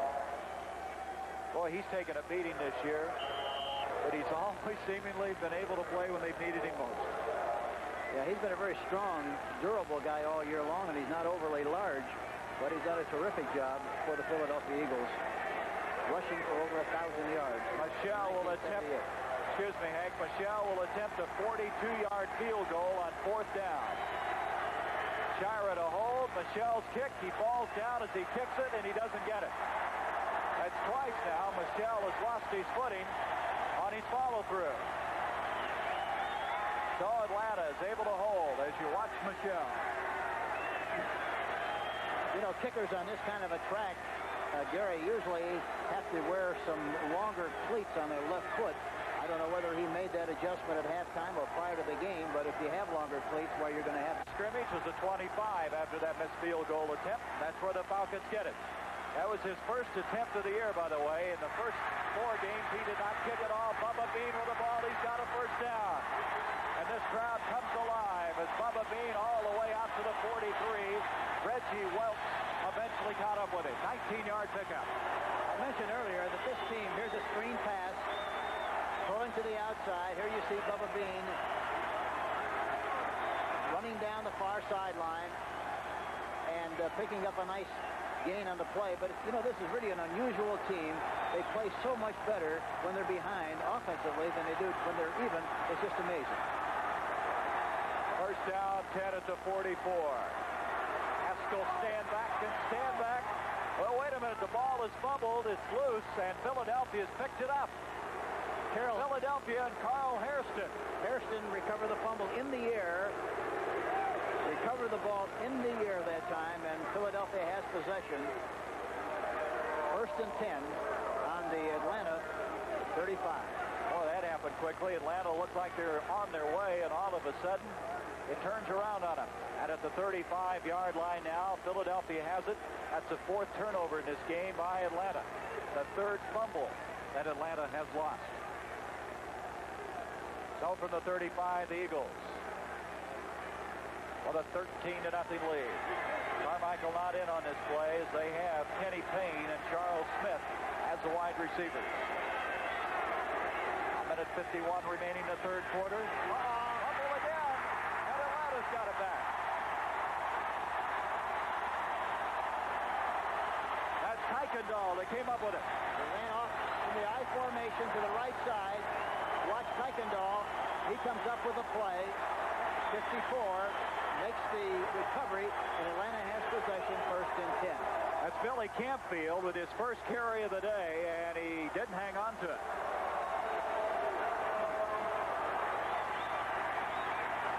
So all of a sudden, it's headed back the other direction. At the 38-yard line, Mike Lewis is the guy that made the tackle that separated the ball from Campfield. Blitz on by Edwards. Bubba Bean's got it, a flag on the play. He loses yardage, but a flag, as we mentioned, 2 flags have been thrown. Herman Edwards that time from his cornerback spot came flying through and really put the pressure on Bartkowski. Look at this. You don't think that isn't a big factor in this game? That's the first turnover just a moment ago by Philadelphia. Atlanta with 4. So evidently this penalty is going to go against Atlanta. Bill Berge having it explained to him. You know, normally, Gary, each team has possession, puts the ball in play approximately 13 times. So far in the game, Atlanta has put it in play 10 times, and Philadelphia has also put it in play 10 times, so it's very easy from that standpoint. So the penalty is going to be stepped off against Atlanta.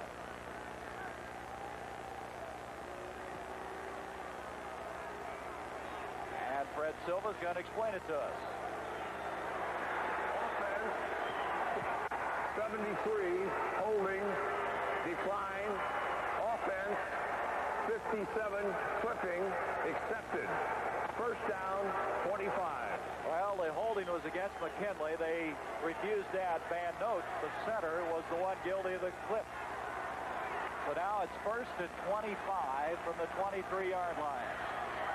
The one thing in this situation, you don't want to try to get it all back in one play. You want to be patient and move the ball down the field and get the first downs. Stand back in motion. He's going to get the football. And he got back to the line of scrimmage, and that's all.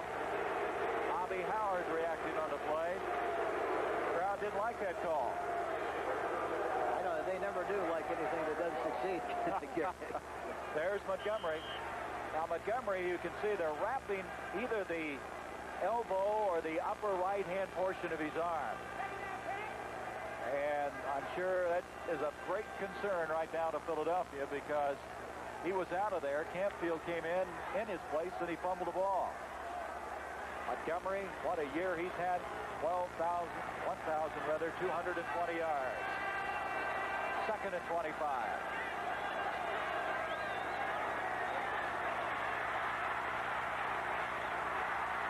He hits his tight end, Jim Mitchell. Boy, he got hit when he released that football.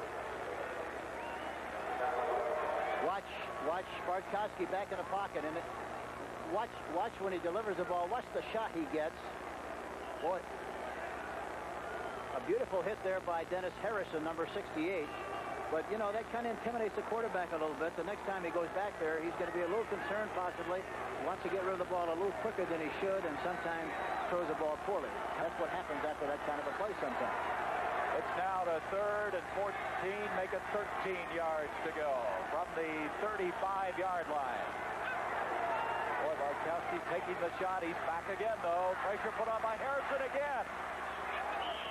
Dennis Harrison again came storming through for Philadelphia. He just didn't have time to set up and throw the ball like he wanted to. Here he is again. Bartkowski back in the pocket, and there's the pressure from the inside again by Harrison. And that's going to be the end of our third quarter here at Atlanta Fulton County Stadium. What's the score?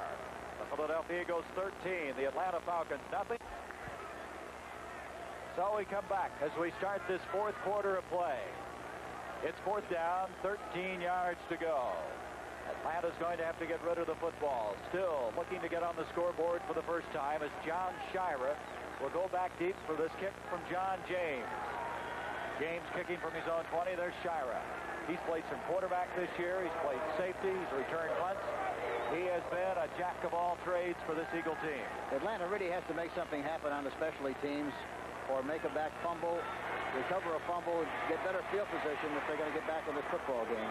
Shira gets it out to the 45-yard line. Good field position for Philadelphia. They've enjoyed that in the second half of play. Let's go down to the sideline now and check in with Irv Cross. Jerry, as you indicated, that Rollin Lawrence, number 22, the regular starting left cornerback, is out of the game. He pulled a hamstring muscle earlier in the week this week. He's okay today, but wasn't doing the job as far as the coaching staff was concerned. He thought Ernie Price to be more effective, number 30, so he now is manning that left cornerback spot. Irv, thank you. And now at the 46, the Eagles with the football. We have a man down back at the 33-yard line for the Atlanta Falcons. And that's the reason for the delay right now as we've just started this fourth quarter. Marion Campbell talking to his defensive core. And thus far, they have shut out the Atlanta Falcons. And Lehman Bennett, he's got to wonder just what they got to do to get something going offensively. Ray Strong is the man that's shaken up for Atlanta. He's a backup fullback, plays very well on the special teams. And so they're attending to him at the 33. This game's a long way from being over, though, Gary. We've seen this Atlanta team do a lot of unusual things in the fourth quarter. We've still got a lot of time left in this game.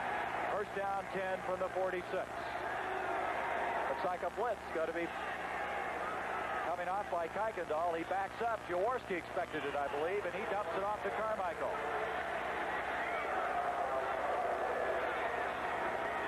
There's a lot of statistics in football, and one that's a lot of interest to people is time of possession. Philadelphia with, what, about 2 minutes more thus far. Overall, it's been a very even game with the exception of the scoring opportunities that Philadelphia has had, and that's why they lead 13-0. You win a lot of football games, can't you, Coach, if you can hang on to that football? Certainly is the best defense in the world, Gary, as you know. Second and 10. They're all blitzing in a blitzing position. Now, whether they'll come or not, no, they backed off that time. He dumps it off to Montgomery, who's back in the game. Montgomery doesn't go anywhere. See, that time they guessed right. They fooled Jaworski that time. They looked like they were going to blitz, and right before the ball was snapped, they anticipated the count extremely well, backed out of there. Jaworski thought they'd be blitzing. They didn't, and as a result, that play was not successful. Frank Reed and Dewey McClain made the tackle on the play, number 52. That's Jeff Van Note. He's the graybeard of that offensive line for Atlanta in his 10th year. And there's Michelle, who attempted his first field goal since taking over the field goal kicking chores 5 games ago. Third down, 15 yards to go. Jaworski in trouble. And he's dropped. The ball is loose. Is it going to be ruled a fumble or a dead ball? No determination yet. I think they rule it a dead ball. Let's see what he calls, but I think that's what the official calls. You can see the wrestling going on. Stan Walder, 75, is still trying to get it. I don't think the official really saw the fumble at all. Let's go back and see on replay what did happen on the play.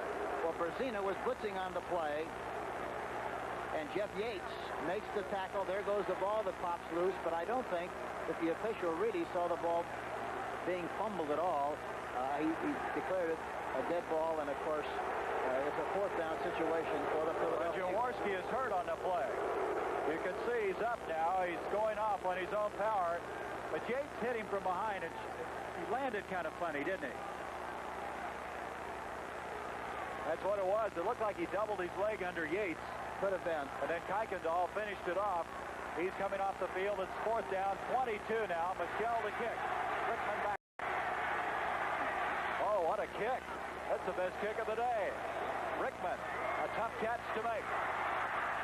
He's the 20. Flags on the play. He's out to the 30-yard line. 2 flags went into the air.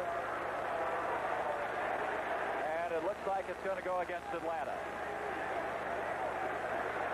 Boy, that was some kick that time. A 47-yard kick that time by Michelle. Beautiful. He gets a good drop. Makes good contact, good follow through, gets off the ground with a left foot, which means that he initiates a lot more power. Beautiful kick that time by Michelle. Well, it's flipping against Atlanta. And so the Falcons, Hank, you look at them, they just haven't had the field position at all in the second half. No, they haven't. They started on the 34 one time, 29, 25, minus 38. Number 30, first down. And now they start on about the 7-yard line. So with 13:25, Atlanta starting now to be a little concerned about the time. Francis, Rickman, the wide receivers. The line of scrimmage. They're going to mark it on the 8-yard line. On the beam, check that, stand back. Haskell stand back, comes out across the 10. Bill Berge, line over to make the stop. So Atlanta having a tough time getting their offense on track. But you got to give a lot of credit to this Philadelphia defense. One thing about Philadelphia, they're tough not only physically, but mentally, and you see Jaworski having his left ankle wrapped. You know, and the other thing about both teams, they're very similar in so many respects, personality-wise. Both teams have done a terrific job in the 4th quarter. 2nd and 5 for the 13. Philadelphia has outscored their opponents in the 4th quarter 190 to 44.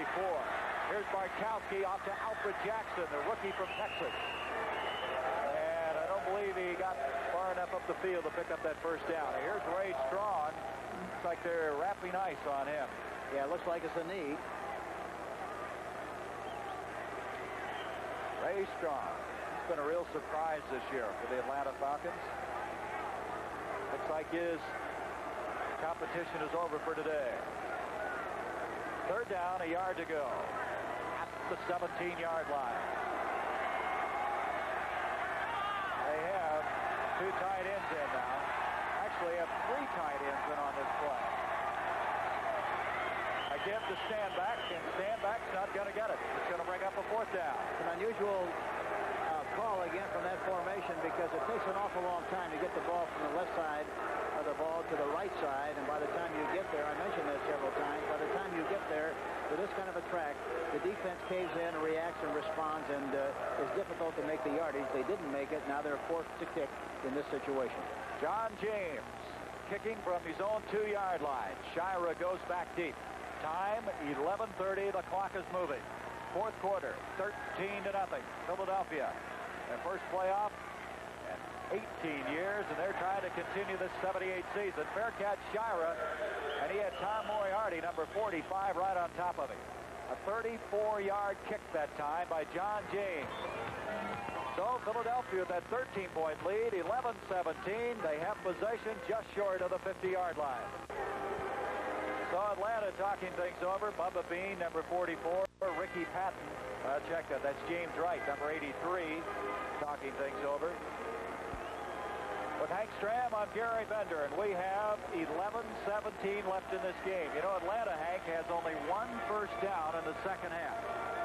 They haven't had much of an opportunity to have working room. Nope, that's all right. It's like a tackle move.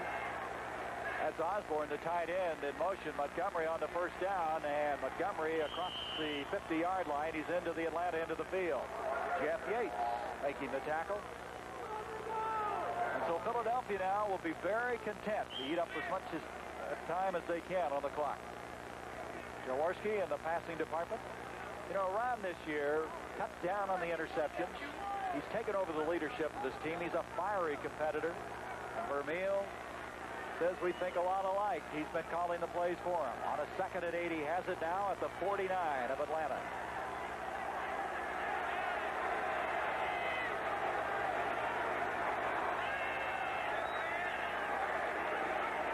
On the 2nd and 8, Smith looks like he trapped that one. They will not rule a completion. He definitely trapped the ball. It was just a little bit too low. Brzezina was blitzing on the play. But didn't get the penetration that time. And Jaworski was able to get it off, but threw it just a little bit too low. 3rd down and 8. Myers that time coming up, covering on the play. 3rd and 8 from the 49, and it's gotten a little bit lighter here. It's still raining a little, but the skies have brightened considerably. And now Atlanta needs to hold. As you look at Ray Strong. Ken Payne, Charles Smith, the wide receivers. Hogan, Montgomery, the running backs. Here comes a blitz, safety blitz. And they try to get it off to Smith. Did he catch it? Boy, if he did, that would have been a... No, he did not. Looked like for a moment he might have that ball. That would have been a great catch had he made it. Yes, but he didn't. And that's the only thing that counts. It's a little bit low. He got hit right about the time he was making contact with the ball, and it fell incomplete. Ernie Jackson, number 30, made the play. So Michelle will kick. See, this will be his 8th punt of the game. Wickman goes back deep for Atlanta. And snap. He has to hurry, and he gets it very high. Rickman with a fair catch at the 11.5-yard line. See the hang time on that one. 4.1 on the hang time, a 37-yard kick. The highlights of the Roberto Duran Monroe Brooks bout on the new look CBS Sports Spectacular. Boy, the crowd, they want something to happen now. First down, 10 at the 12, Atlanta. Trailing by 13 points. Bartkowski's going to go deep. He's got his man from the Bean, and Bean can't hang on. See Ron Jaworski give him a pat on the back when he got up over there. You know, he rolled to his right and threw the ball back to his left. The ball was beautifully thrown, and he should have caught it. Just dropped the pass. That's all there was to it. Bubba Bean, number 44, licking the linebacker, 52, Phillips. It was exactly what you like, a back on a linebacker. He had him licked. He was wide open, just dropped the football. Second down, 10 from the 12. Jackson now comes in at a wide receiver along with Billy Rickman. The crowd chanting. Atlanta running out of time at the 10:07 mark. Bartkowski to Jackson. Intercepted by Bobby Howard. Howard to the 50, to the 40, to the 35-yard line, and he's all the way to the 30-yard line of Atlanta. Bobby Howard picking off another one. Boy, what an acquisition for the Philadelphia Phillies. Eagles, and Bobby Howard coming up with a second interception. And that time they faked outside like he was going to go outside and then broke up the field on the play. But Howard made a fine interception. Alfred Jackson was running the deep pattern, 85. Howard made the interception and brings it back in good field position for the Philadelphia Eagles. They have possession now. 1st and 10 and about the 28 going in. So the Falcons tried to open up. They had one pass dropped, so the next one intercepted. 1st down now at the 28-yard line, Wilbert Montgomery. Nothing doing on that play. Wilson Pomwina, and there's the turnovers again, Hank. That's the story. 5 of them. That was a 23-yard return on that last interception by Bobby Howard. 2nd down, still 10 yards to go.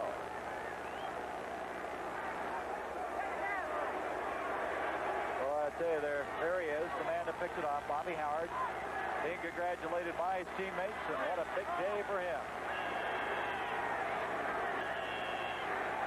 On a 2nd and 10, Jaworski gets it off to his big tight end, Osborne, and Osborne, the forward progress will be to the 25. Tom Pridemore over there to make the stop, and we're going to come to a 3rd down.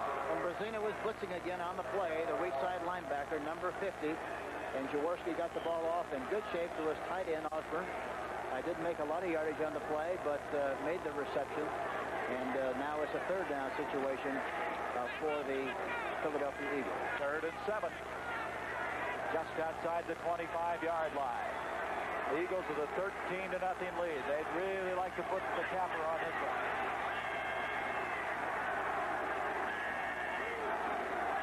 Here comes the blitz again. They tipped it that time.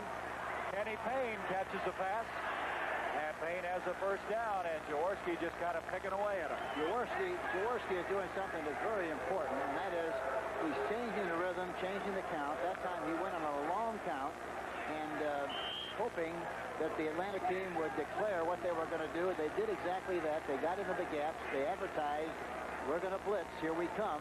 He wisely changed the play at the line of scrimmage and was able to take advantage of that long count situation. There's Jaworski's stats for the day. He came in here hitting 52% of his passes in the 1978 season.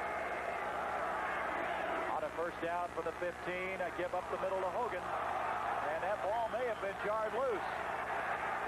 Who's got it? Hogan carrying up the middle. And that time Frank Reed, the strong safety, was blitzing. They have a distinct personality inside the 20-yard line. The strong safety likes to blitz, and then they get inside the 10-yard line. The weak safety likes to blitz. That time Reed did blitz on the play. Atlanta's got the ball. Oh, it took a long time to determine, but Atlanta came up with a football. Who's getting up? Pridemore, and looks like Kuykendall is the guy that got it. That's who it is. Here you see Hogan going up the middle. And he gets Jeff Merrill, number 75. Reed made good contact. Hit him head on, and Kuykendall was able to make the recovery. Number 54. So Kuykendall coming up with the fumble. And Atlanta is not dead yet. With 8:16 left to go. They have the ball at the 12-yard line. They'd like to hang on and win here. Get another crack at the Los Angeles Rams, who they lost to on a last-second field goal at the start of this year. Markowski, thus far 11 for 22 and passing on a 1st down from the 13-yard line. The far side, coming up to catch is Dennis Pearson. First time we've seen him from the line of scrimmage, and Pearson, who caught 5 passes this year, comes up with it. 1st down. Goes right down on Herman. Breaks to the outside. The ball is right on the money, and he makes the catch. 1st down, Atlanta. Boy, I tell you, Hank, as many times as Atlanta's come back, they can believe they can do it again. They've done it time and time again. Pearson and Jackson, both of them rookies, are the wide receivers on a 1st down. Markowski on a blitz. He had to get rid of it. Big pressure put on that time. Dennis Harrison, coming from the left-hand side, was first to get there. And then Bill Berge was also blitzing on the play, number 66. Looks like Steve a little shaken up on that play. Steve Bartkowski. And so it'll come to a 2nd and 10 from the 26-yard line. One thing about Philadelphia, they're not known for their blitzing, but they've done a pretty judicious job of using that today. Yeah, the timing of their blitzes has been excellent. change of pace has been very good. On the second down, 10. Jackson and Pearson again, the wide receivers. Bartkowski under some pressure. He's got Wallace Francis down there. Who's got it? Shira is back there. They're giving it to Wallace Francis. Both came down with a football, and any time both the defensive player and the offensive player have possession, it goes automatically to the offensive player. Jackson made a great play. Great play. He really took it away from John Sanders, number 26. Wally Francis. Yeah, Wally Francis that time really made a fantastic play. They had 3 wide receivers in on that. A 49-yard pass completion to the 25-yard line. John Sanders had half of it, but the tie always goes to the offense. The mistake Sanders made that time, he waited for the ball to come down. Had he gone after the ball and caught it high, he'd have made the interception, but he didn't, and as a result, Francis was able to take the ball away from him. The fans are on their feet here. Bartkowski dumps it off to Bubba Bean. Bubba Bean to the 20, to the 15-yard line, and that should be another first down. Carl Hairston, Reggie Wilkes combine on the stop, but Bubba Bean picks up another first down for the Falcons. A nice screen pass developing to the outside to Bubba Bean, 44. He cut back in a little bit prematurely. He had some blockers out in front, but he took what he could get and got the ball down in good shape. First and 10, Atlanta. You see Papali and Michelle looking on. They hope the Eagles can hang on here at the 15-yard line of first down. Bartkowski up to Bubba Bean. They're going to lose yardage on that one. Reggie Wilkes. Boy, that Wilkes is going to be around for a long time in the NFL. He's very active, strong, and responds well to both the run and the pass. You see the time remaining. 5:35. 13-0.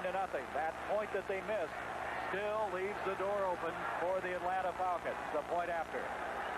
At the 19-yard line, second down, 15 yards to go. Atlanta trying to capitalize on a 49-yard pass completion to Wallace Francis. Room in the left corner, on the right corner, to the left side of the ball. Bartkowski in the end zone, broken up beautifully. Jackson, the intended receiver, Randy Logan got back there, and at the last instant got a hand on it.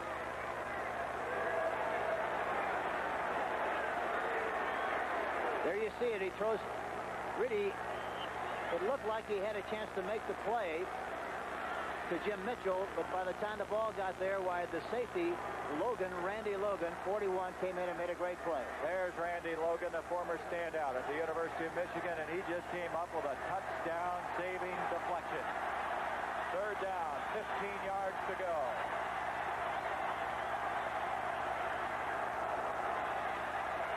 There's your time remaining, 5:01. Bartkowski back to Mitchell. Touchdown. Jim Mitchell has put him back in the picture. I tell you, this is an amazing team, the way they've come back in the fourth quarter. They still have a big job to do, but they've at least started on the comeback in this fourth quarter with 4 minutes and 56 seconds left on the clock. This is a 19-yard scoring strike to the big tight end. And he was wide open. Bartkowski looked to his left and then came back to his right to Mitchell, made the catch, wide open, touchdown, Atlanta. This place is in bedlam right now as Massetti to attempt the point after.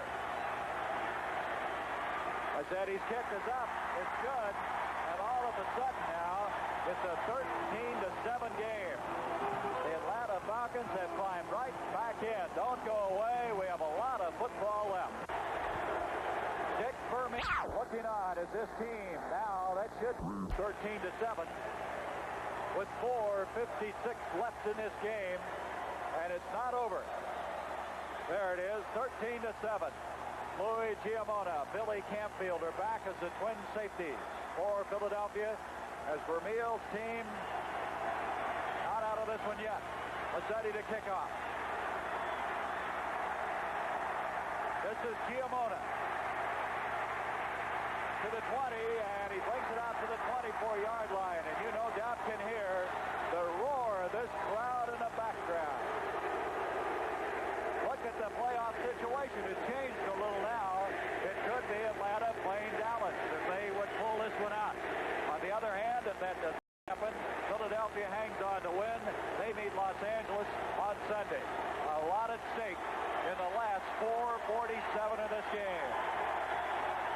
return was 16 yards by Giamona from the 24.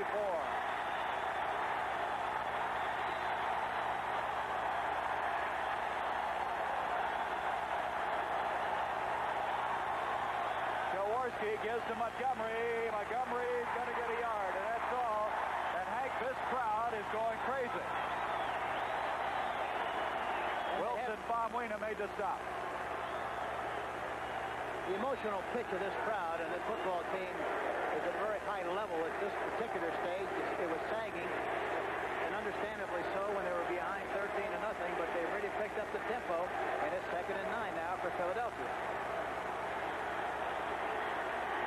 Yes, they've got to try desperately to make a first down and not give the ball back to Atlanta because they could be right back in this football game with good field position. 2nd down and 9. You see the time in the upper right-hand portion of the screen. Jaworski wants to throw. He's got Smith, and Smith didn't get it. I think they talked him out of it. It looked like he did have it. Watch what happens here now. I really thought he did drop it. That was a good call. Very good call, but that's why, really from this angle, or a lot of times from the sideline, we as coaches or fans, you think maybe the official blew one, but there's such a great illustration of what a good job they do because he called that one perfect. 3rd down and 9. You can see what this crowd means to this Atlanta football team. They've been 7-1 at home this year, and part of that enthusiasm coming forth right now. Payne, Smith, the wide receivers. On a 3rd and 9 from the 25. They're blitzing everybody. Look out, here comes Brzezina chasing Jaworski, and Jaworski is hit. Coming over is Dewey McLean, number 52. Everybody but the coaching staff blitz on that play, Gary. And Jaworski had to run out of the pocket. But you see him get tackled there by Dewey McLean, number 52. And so, with the sun now breaking through the clouds, Michelle will kick to Rickman with 3:27, and the clock is moving. Michelle, the last time, really got into one. 47-yard kick. He needs another like that right now. You can see LeMaster having to yell the signals out. It's so loud here. Michelle didn't get into that one as well. Rickman from the 40-yard line. And good coverage that time by Cleveland Franklin. He got him by the face mask. Cleveland Franklin got him by the face mask, and that'll tack 15 yards on. A 32-yard kick by Michelle. That's exactly what they didn't want to have happen. And now Atlanta, who's come from behind so often this year, now will have excellent field position. The Falcons this year won 4 games in the final 10 seconds of play, and they may come down that again.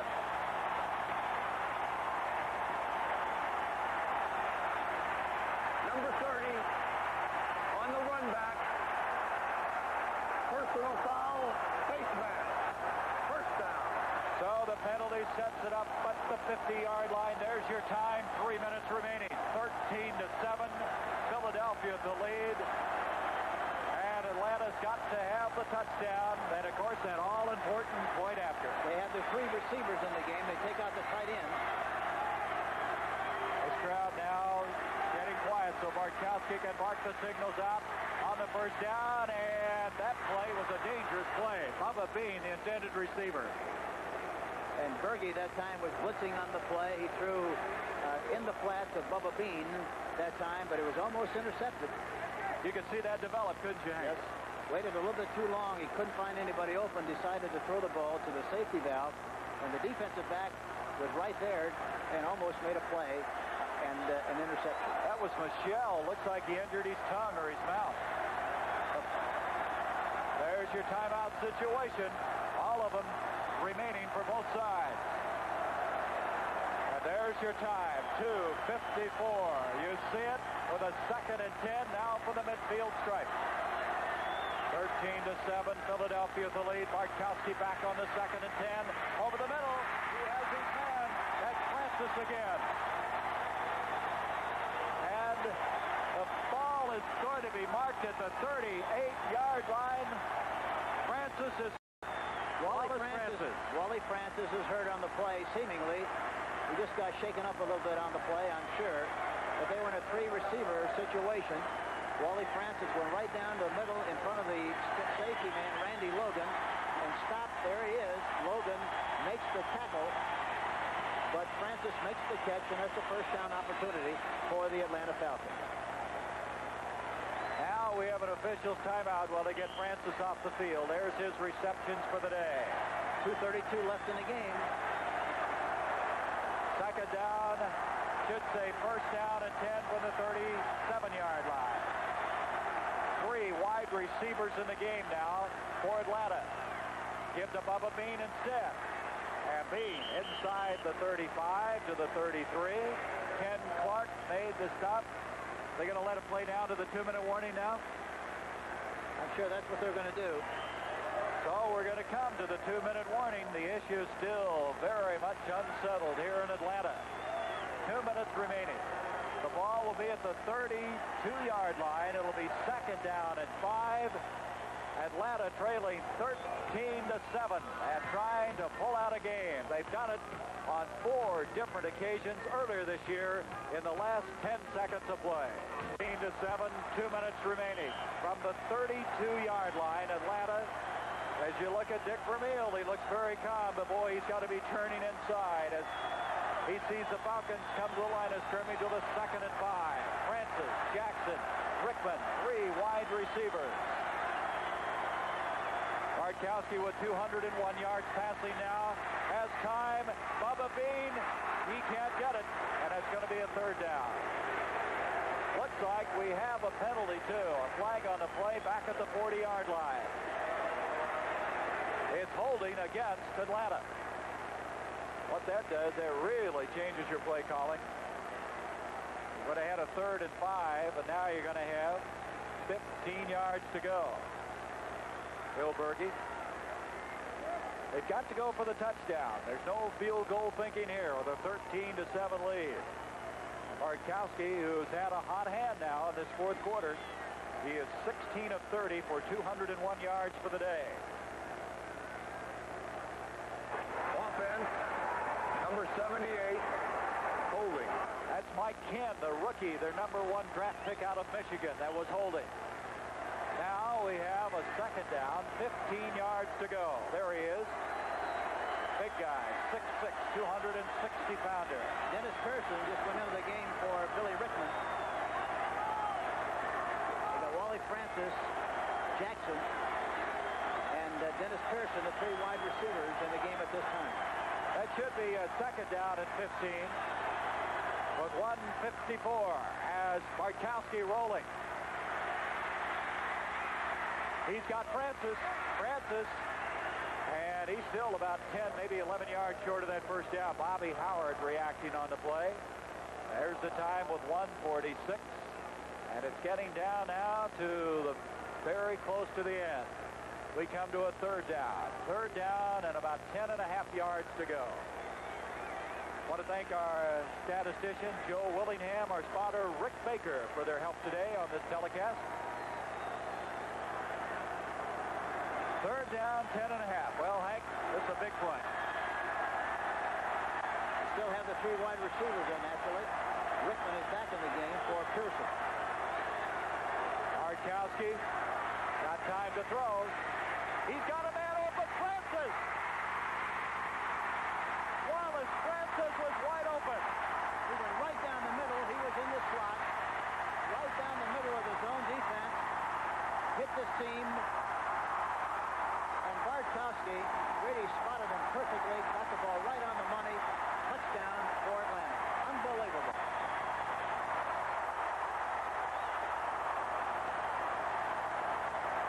You know, in the pregame show in the NFL today, we saw that hugging scene a couple of times in the end zone. They pulled him out twice like that before, and they come right back here today. Looks like an instant replay of the 4 games they won in the waning seconds of the game during the course of the season. Boy, was he open on that play. They were concerned about the outside receivers, and they let Francis go right down the middle. He was wide open. He got the ball perfectly, and the touchdown Atlanta. 13-13. Mazzetti trying to end the thing after he got it. And Atlanta takes the lead. Here we go again. Jaworski does a Bartkowski does a good job of faking left, throwing it right down the middle. This place is in bedlam. A 37-yard touchdown strike has given Atlanta the lead. After the point after, Dick Vermeil, well, his team with 1:39 with which to pull it out. He talks things over with Ron Jaworski.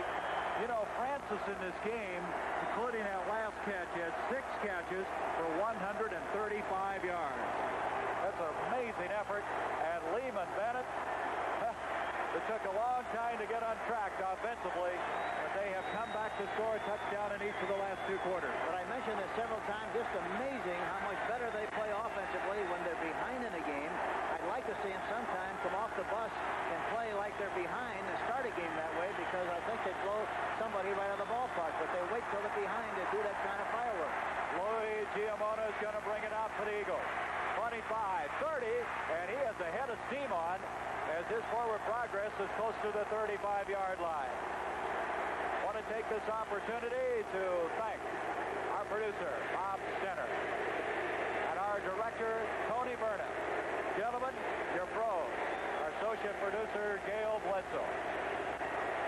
As we now have the ball at the 34-yard line, a first down, 1:32 left. And that's a lot of time, Gary.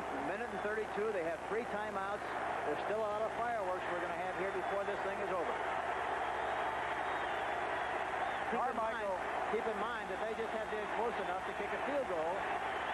Carmichael, by the way, is not in the lineup now. Is back to throw. Jaworski over the middle, and trying to come up with it is Charlie Smith again. He's had 2 of them who were very close, but nothing doing. That time Jaworski threw the ball a little bit prematurely. He had enough time to set up and throw the ball, but he didn't have much on it that time. Threw it into the ground, and it falls incomplete. 1:27 seconds left in this game. That was Pridemore defending on the play for Atlanta. They have 3 timeouts remaining. They beat Philadelphia. 1:27 left. 2nd and 10 from the 34.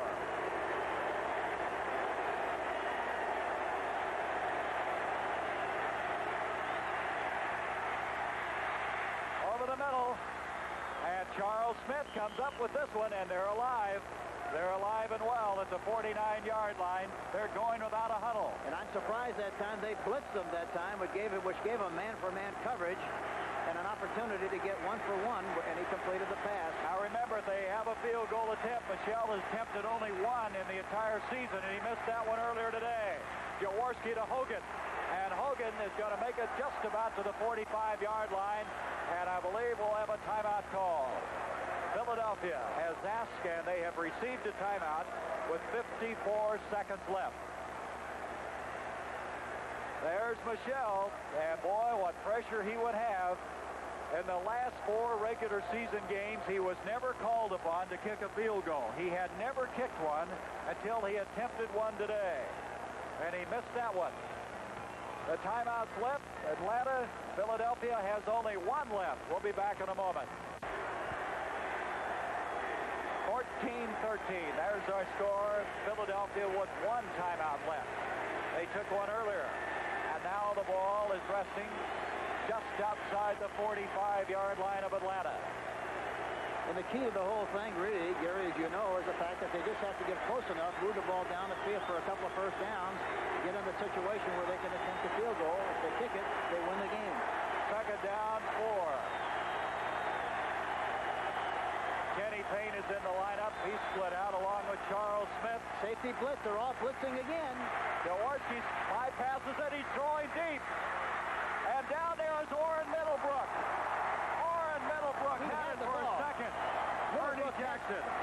Middlebrook had the ball and just dropped it. I was surprised Atlanta came with everybody that time. Watch it. Look at it. He had possession, and then he dropped the ball. Ernie Jackson was responsible for jarring the ball loose. There you see it again. He has possession, and Ernie knocks it through there. A a good play by Warren Middlebrook, and Middlebrook, you know, hasn't caught a pass. He was a young man they picked up as a free agent after playing with Denver, and now it's 3rd and 4.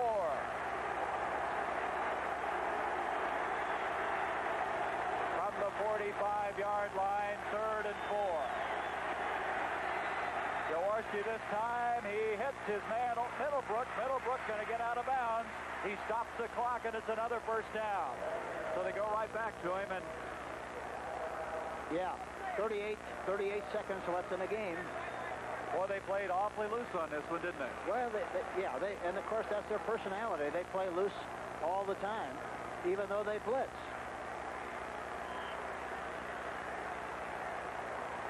See Bias, 38, finally bumped him out, but now it's a first down at the 34, and boy, it is coming down to the last second. It's getting sticky. There's Vermeil. First down, 10 from the 34. You see the time remaining. Jaworski to Smith. He has it, too. What a catch by Smith. And they used the timeout. They only have one remaining. They call the timeout. They call the timeout. And so with 27 seconds left, the ball is now outside the 15-yard line. That's a great catch by Smith. He had to come back a little bit for the ball. Brzezina was blitzing on the play. But the big thing is they can't deprive themselves of the opportunity to get out of the kicking range. They're in that range right now. All they want to do probably is get a little closer so they give Michelle an opportunity to get the ball up through the goalpost. Mike Michelle, number 2, is the guy that would have to kick it. He missed a 42-yarder earlier, and he's never made one this season for the Philadelphia Eagles. What he's done in the past is very unimportant. The only thing that's going to be important is what he does with this opportunity when the time comes. 27 seconds. A lot of room on the right side to throw the ball short again. First down, 10, just outside the 15-yard line. Jaworski is deflected. Somebody in the interior of that line reached up. Carmichael that time was running an inside pattern, a post flag that time, and he looked like he really had Bias licked on the play, except there was a deflection. There you see it. A deflection on the play, and it falls incomplete. Famina makes the deflection. Number 74, the defensive tackle. All right, you see McLean, number 52, coming onto the gridiron, and leaving will be Jim Baylor. Second down, 10 from the 16. Dick Vermeil saying, hey, let's keep things under control here. No timeouts remaining. From the 16-yard line, 22 seconds left. A blitz. He got rid of it. Carmichael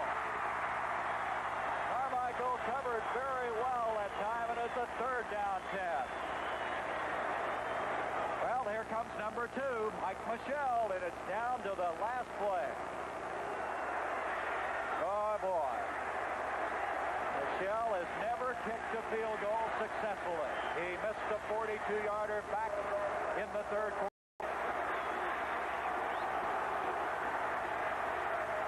Here we go. This is going to be a 34-yard attempt, and I believe Atlanta's going to call a timeout and make him think about it.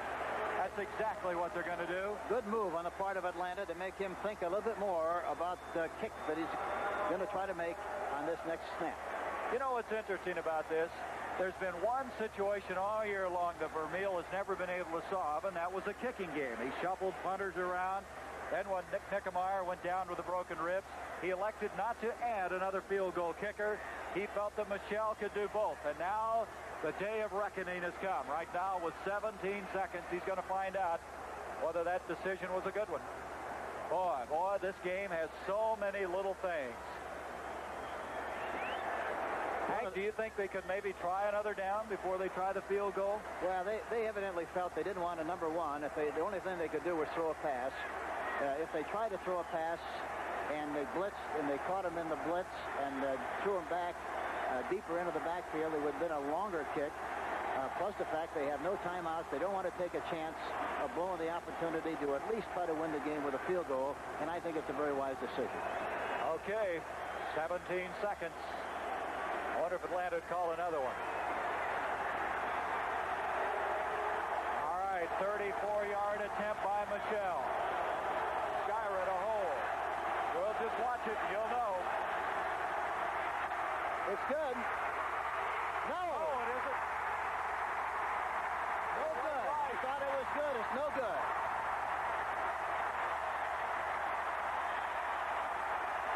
There's still 13 seconds left, but the fans are on the field. And look at Michelle. Greg Brasina, one of the fine, outstanding men down there, and I'm sure he had some words of condolences to Mike Michelle. And this place is in Bedlam. This game isn't over yet. There's still 13 seconds left in the clock, so the game is not. There's Bartkowski, and what a come-from-behind effort. They're all over the field. They may not be able to continue this game. They have to, but it doesn't look like they're going to get it done right now. Look at that.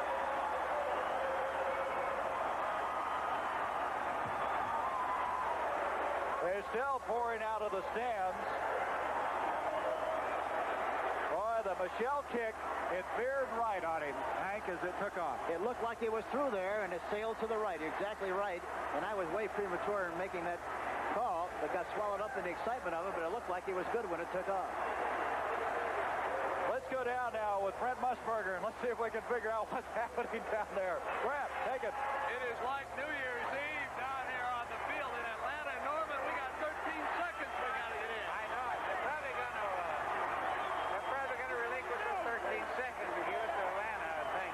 I'll tell you, Jane, you ever been through anything quite like this? Not quite like this. They were saying they were going to pull it off, and that's what I meant earlier when I said wait till the second half. Atlanta, you never know what they're going to do when it comes right down to it. Well, I see some of the Atlanta players now are headed down out of the tunnel out here, and they are still trying to get the people off. And what a remarkable story this year it has been, Greg. It was beautiful. I mean, I loved it.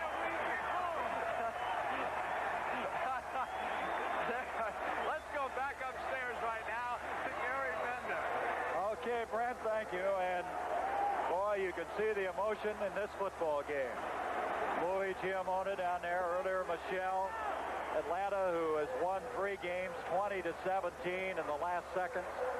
Leading in this one, 14-13. They just seem to be a team of destiny, if there's any such thing, Hank. To win 4 games in the last 10 seconds.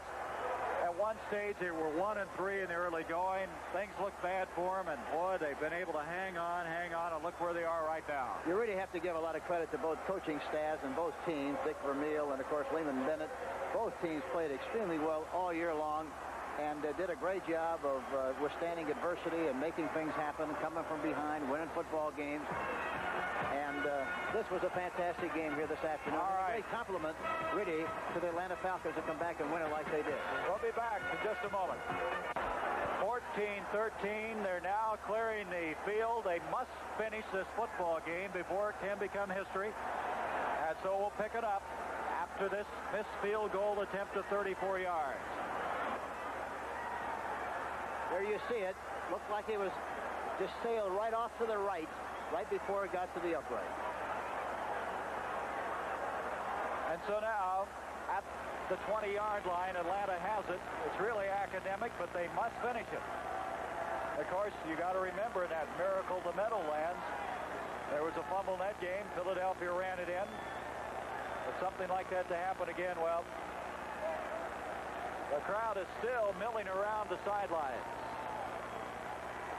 Capacity crowd of better than 60,000, and tell you what, if you watch the Atlanta Falcons play, you better check your heart. They have really had some photo finishes this year. So with 13 seconds left, Atlanta, before they can put this one away, move in against the Dallas Cowboys in the NFC playoffs. We've got to grind out the remaining time. Of course, Philadelphia has no timeouts left, so they just have to snap the ball one time.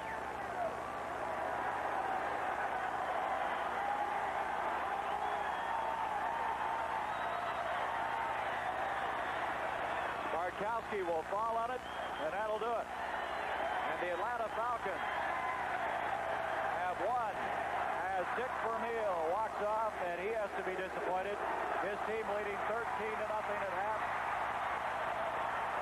losing this one 14-13 as Bartkowski and company came back, as they have all year long, to pull this